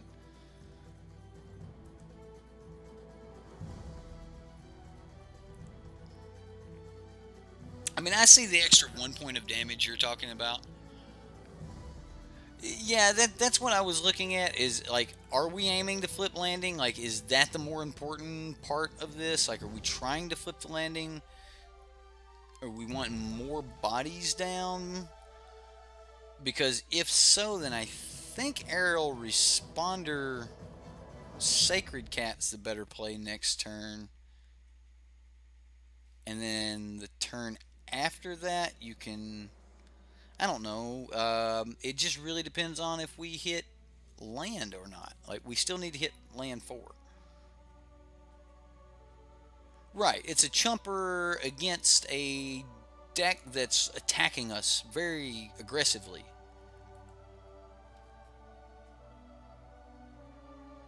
Need that chumper every turn.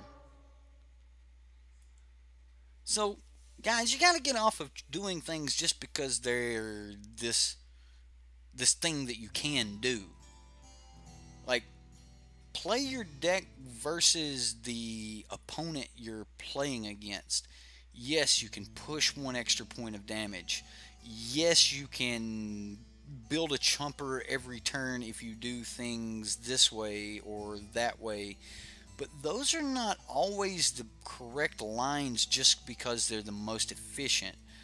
So, again, like, technically I could play this Sacred Cat, crew this Harvester, swing 4, and just never worry about doing anything else.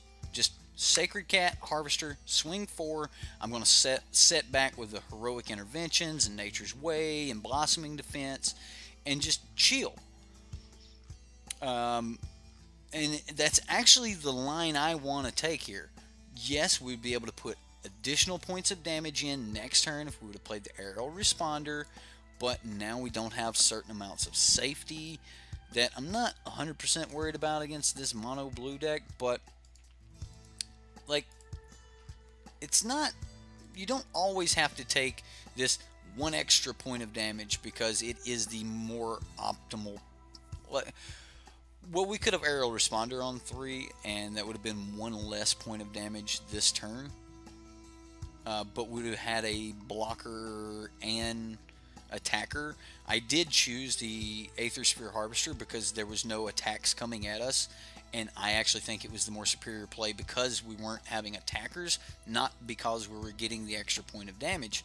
And that's something I definitely want to point out, and it's not always going to be the case. And just as a player, you're going to have to make these calls.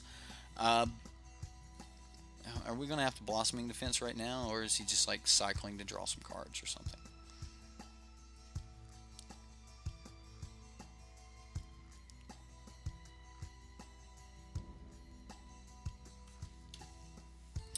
Perilous Voyage. He wants to bounce our vampire.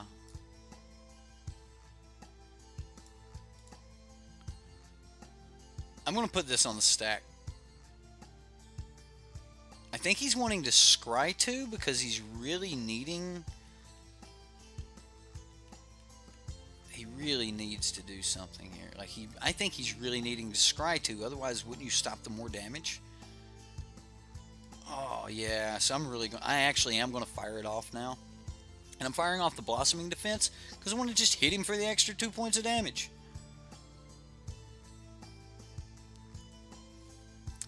Yes, the other one was more mana efficient because we would have used all of our mana this turn. However, because we were in combat and we were swinging, I think the Blossoming Defense was the better card to cast at that given time. So that's why I think it was the Blossoming Defense. Now, like if we were been on his turn, then I would have went for the more mana efficient play. Would have threw down the Heroic Intervention instead. But since we were in combat, I definitely think that the play was the Blossoming Defense. Primal Amulet, okay. Well, he's got, like negate up, a whole bunch of other blue spells up. So a mono blue amulet deck? Okay.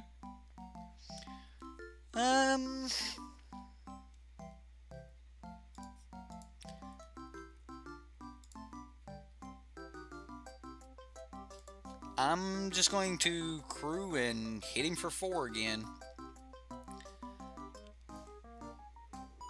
If we don't cast anything, he can't counter anything, all of those other cool interactions.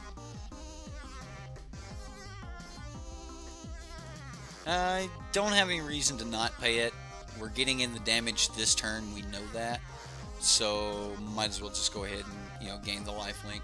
Putting us at 32 makes us really hard to burn.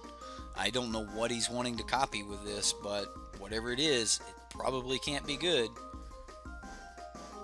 Mario music super comforting right now. Always looking for that extra 2 damage. Well, if that extra 2 damage costs you, your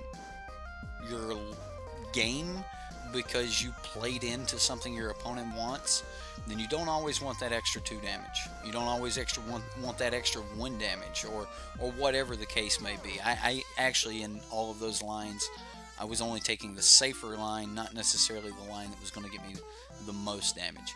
And it's real easy to pick out and say, this is the optimal line, like this is the way to go. Are we getting Rivers Rebuked here?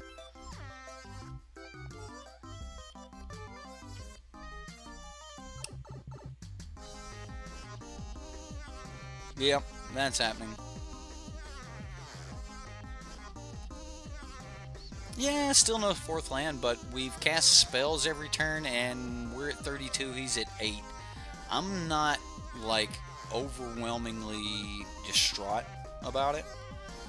So, what is the most we can cast this turn? What is the most... Like, at this point, I'm definitely wanting to hit damage. So, is it literally just Harvester?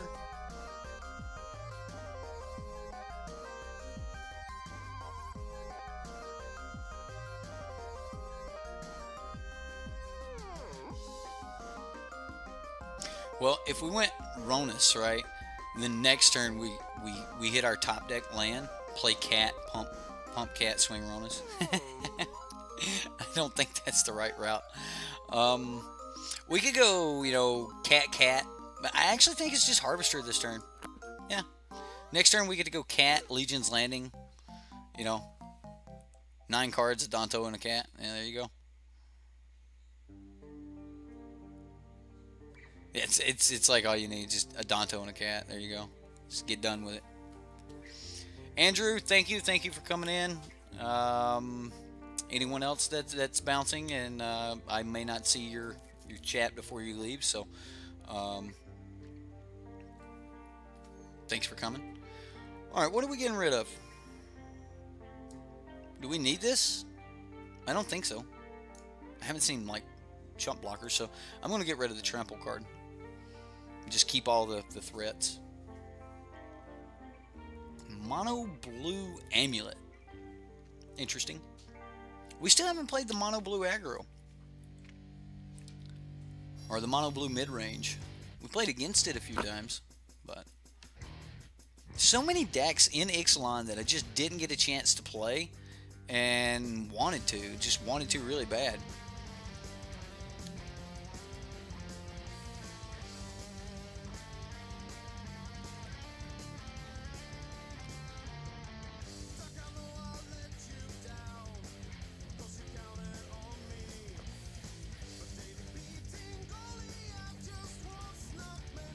Well, we'll crew up the Harvester and try to get in for another 3 here. Now, we're getting to leave up Heroic Intervention, which means that if he doesn't make us use it in combat, second main phase, we can go ahead and just slap down the cat or something like that.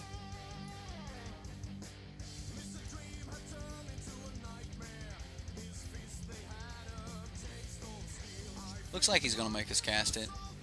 So he's, what, has he got to unsummon here?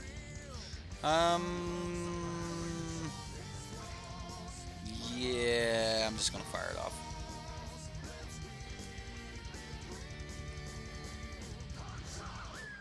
Oh, he's got a Supreme Will. Down to 2 cards in hand, though, and he did not get to use that Supreme Will for draw, which is pretty good. I mean, unsummon's not that bad. Still no land, though.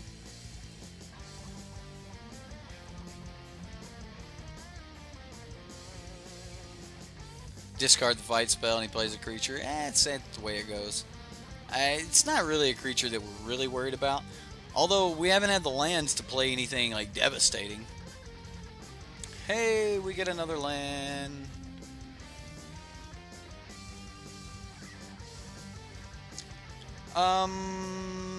I think now we go for, more devastating creatures.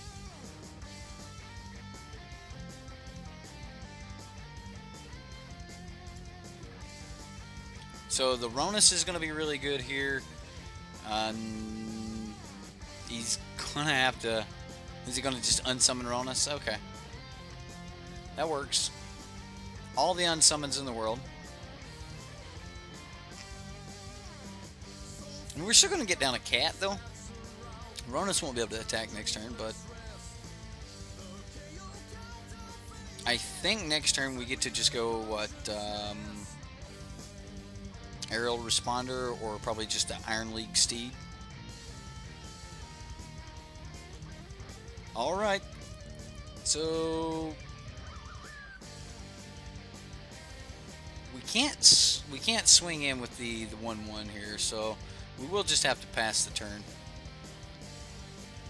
32-8. We'll see what his win con is. I mean, I'm sure we'll start seeing something now that he has his Primal Wellspring. If new review that. There's not an X-Man Millis card, is there?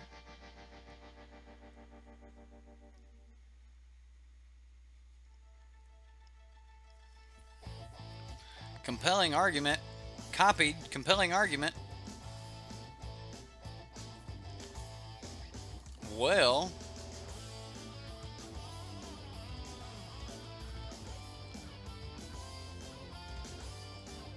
31 cards left in deck. We've got a mill deck here, ladies and gentlemen. All right, so we hit the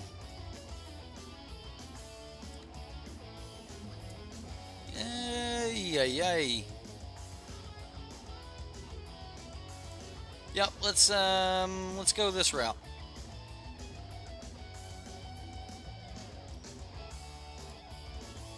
And I think I just make the body.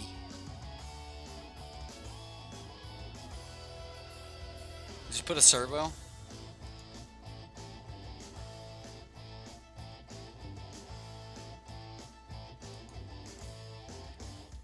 So we just attack anyway, because we can attack with all three here. Like the haste body here is really good.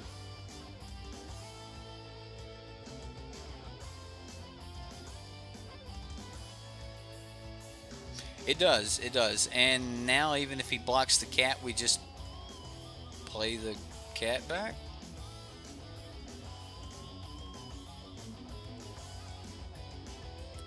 He's milling us for some more. We're just gonna play a cat. He's at 5 life. He's got 1 card in hand. He has no energy left to mill us with this thing. He can mill us 4 here and whatever it is he cast. Looks big. Glimmer of Genius. Copied Glimmer of Genius. I mean, if you're going to copy something, copying Glimmer is pretty good. That's going to give him a lot of energy to start putting back into this Minister of Inquiries.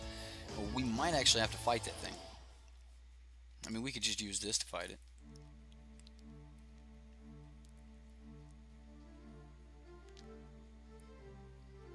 So, I really just want him to tap out. If he taps out, he's just dead.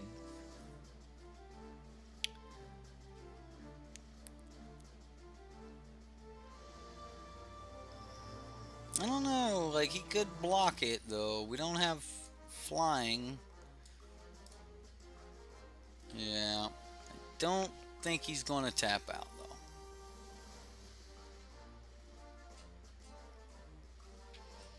So, actually, if he doesn't create another blocker, he's dead anyway. Because we play Majestic Myriarch, and if that resolves, then we pretty much win.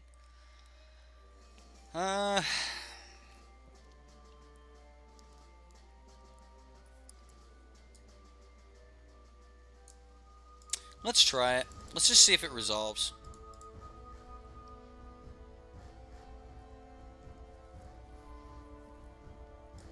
Eight in on the stack. I didn't realize it had a power and toughness before it, like, entered the battlefield. Now it enters the battlefield. It is a 10-10.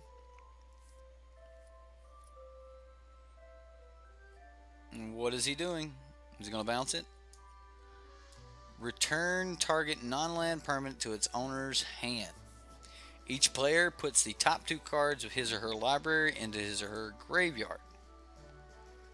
Well.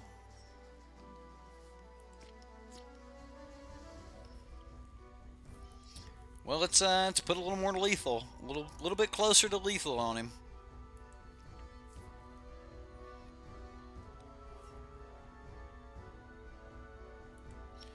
All right, this will put him at 2. We're at 21 cards in deck. Meal, like meal. Yeah, I was kind of expecting Fraying Sanity and Fish, but like, I'm not that worried about Fish. Like, if they're not trying to do it with God Pharaoh's Gift, then they're not trying hard enough. Because you can turn 3 Fraying Sanity, turn 4 Refurbish God Pharaoh's Gift, and flashback the Fish. But you had to get lucky and Minister on 1, and then turn 2, like, you know, throw some stuff in the graveyard. Which are a bunch of turn 2 spells that throw stuff in the graveyard. We're dead. We are dead. That's 10 plus 10 more. Has he got anything else? Can he? Yeah, he can mill this, right?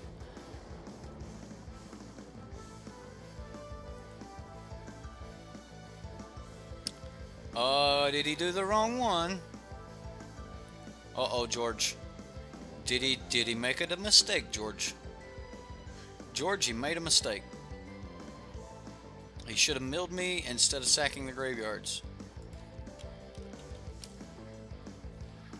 Yep, he scooped it up. That's horrible. I mean, that was a bad way. That was a bad way for us to lose right there. Going to hit the cast outs up.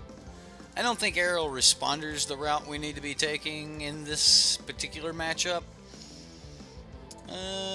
Do we need this? No, it's just another creature. We might be able to go wide, but kind of doubt it. I just really want to go fast. He scoops it up. He scoops it up. Guys, unfortunately, we're not going to be able to jump back into another game with the green-white Myriarch, but we won't call this the end of the green-white Myriarch deck. We'll play it later, or at least play the archetype again later. But we're already coming up on 9:40 here, 9:45, and it's about time for me to call it a night. So that's about all I've got for you guys tonight. I hope you guys really enjoyed the games. I haven't had a chance this weekend to put in as much time into streaming as I wanted to, but thank all of you anyway for showing up.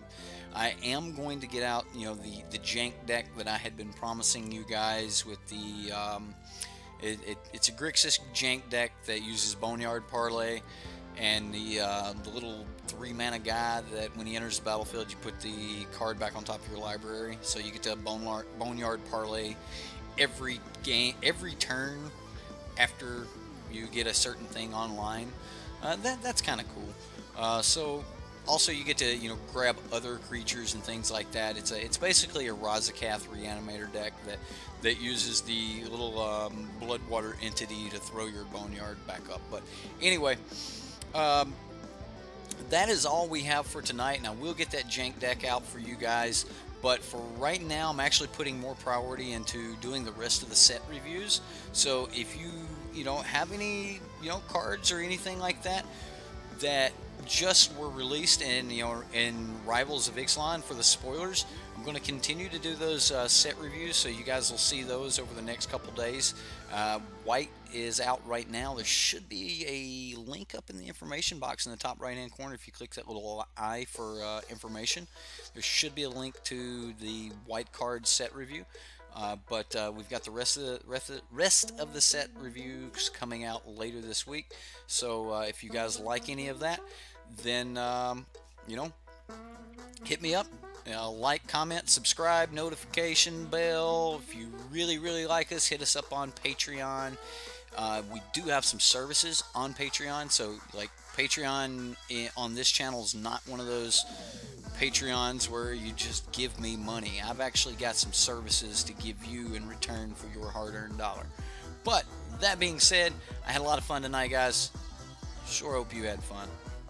We'll see you next time here on Sideboard MTG.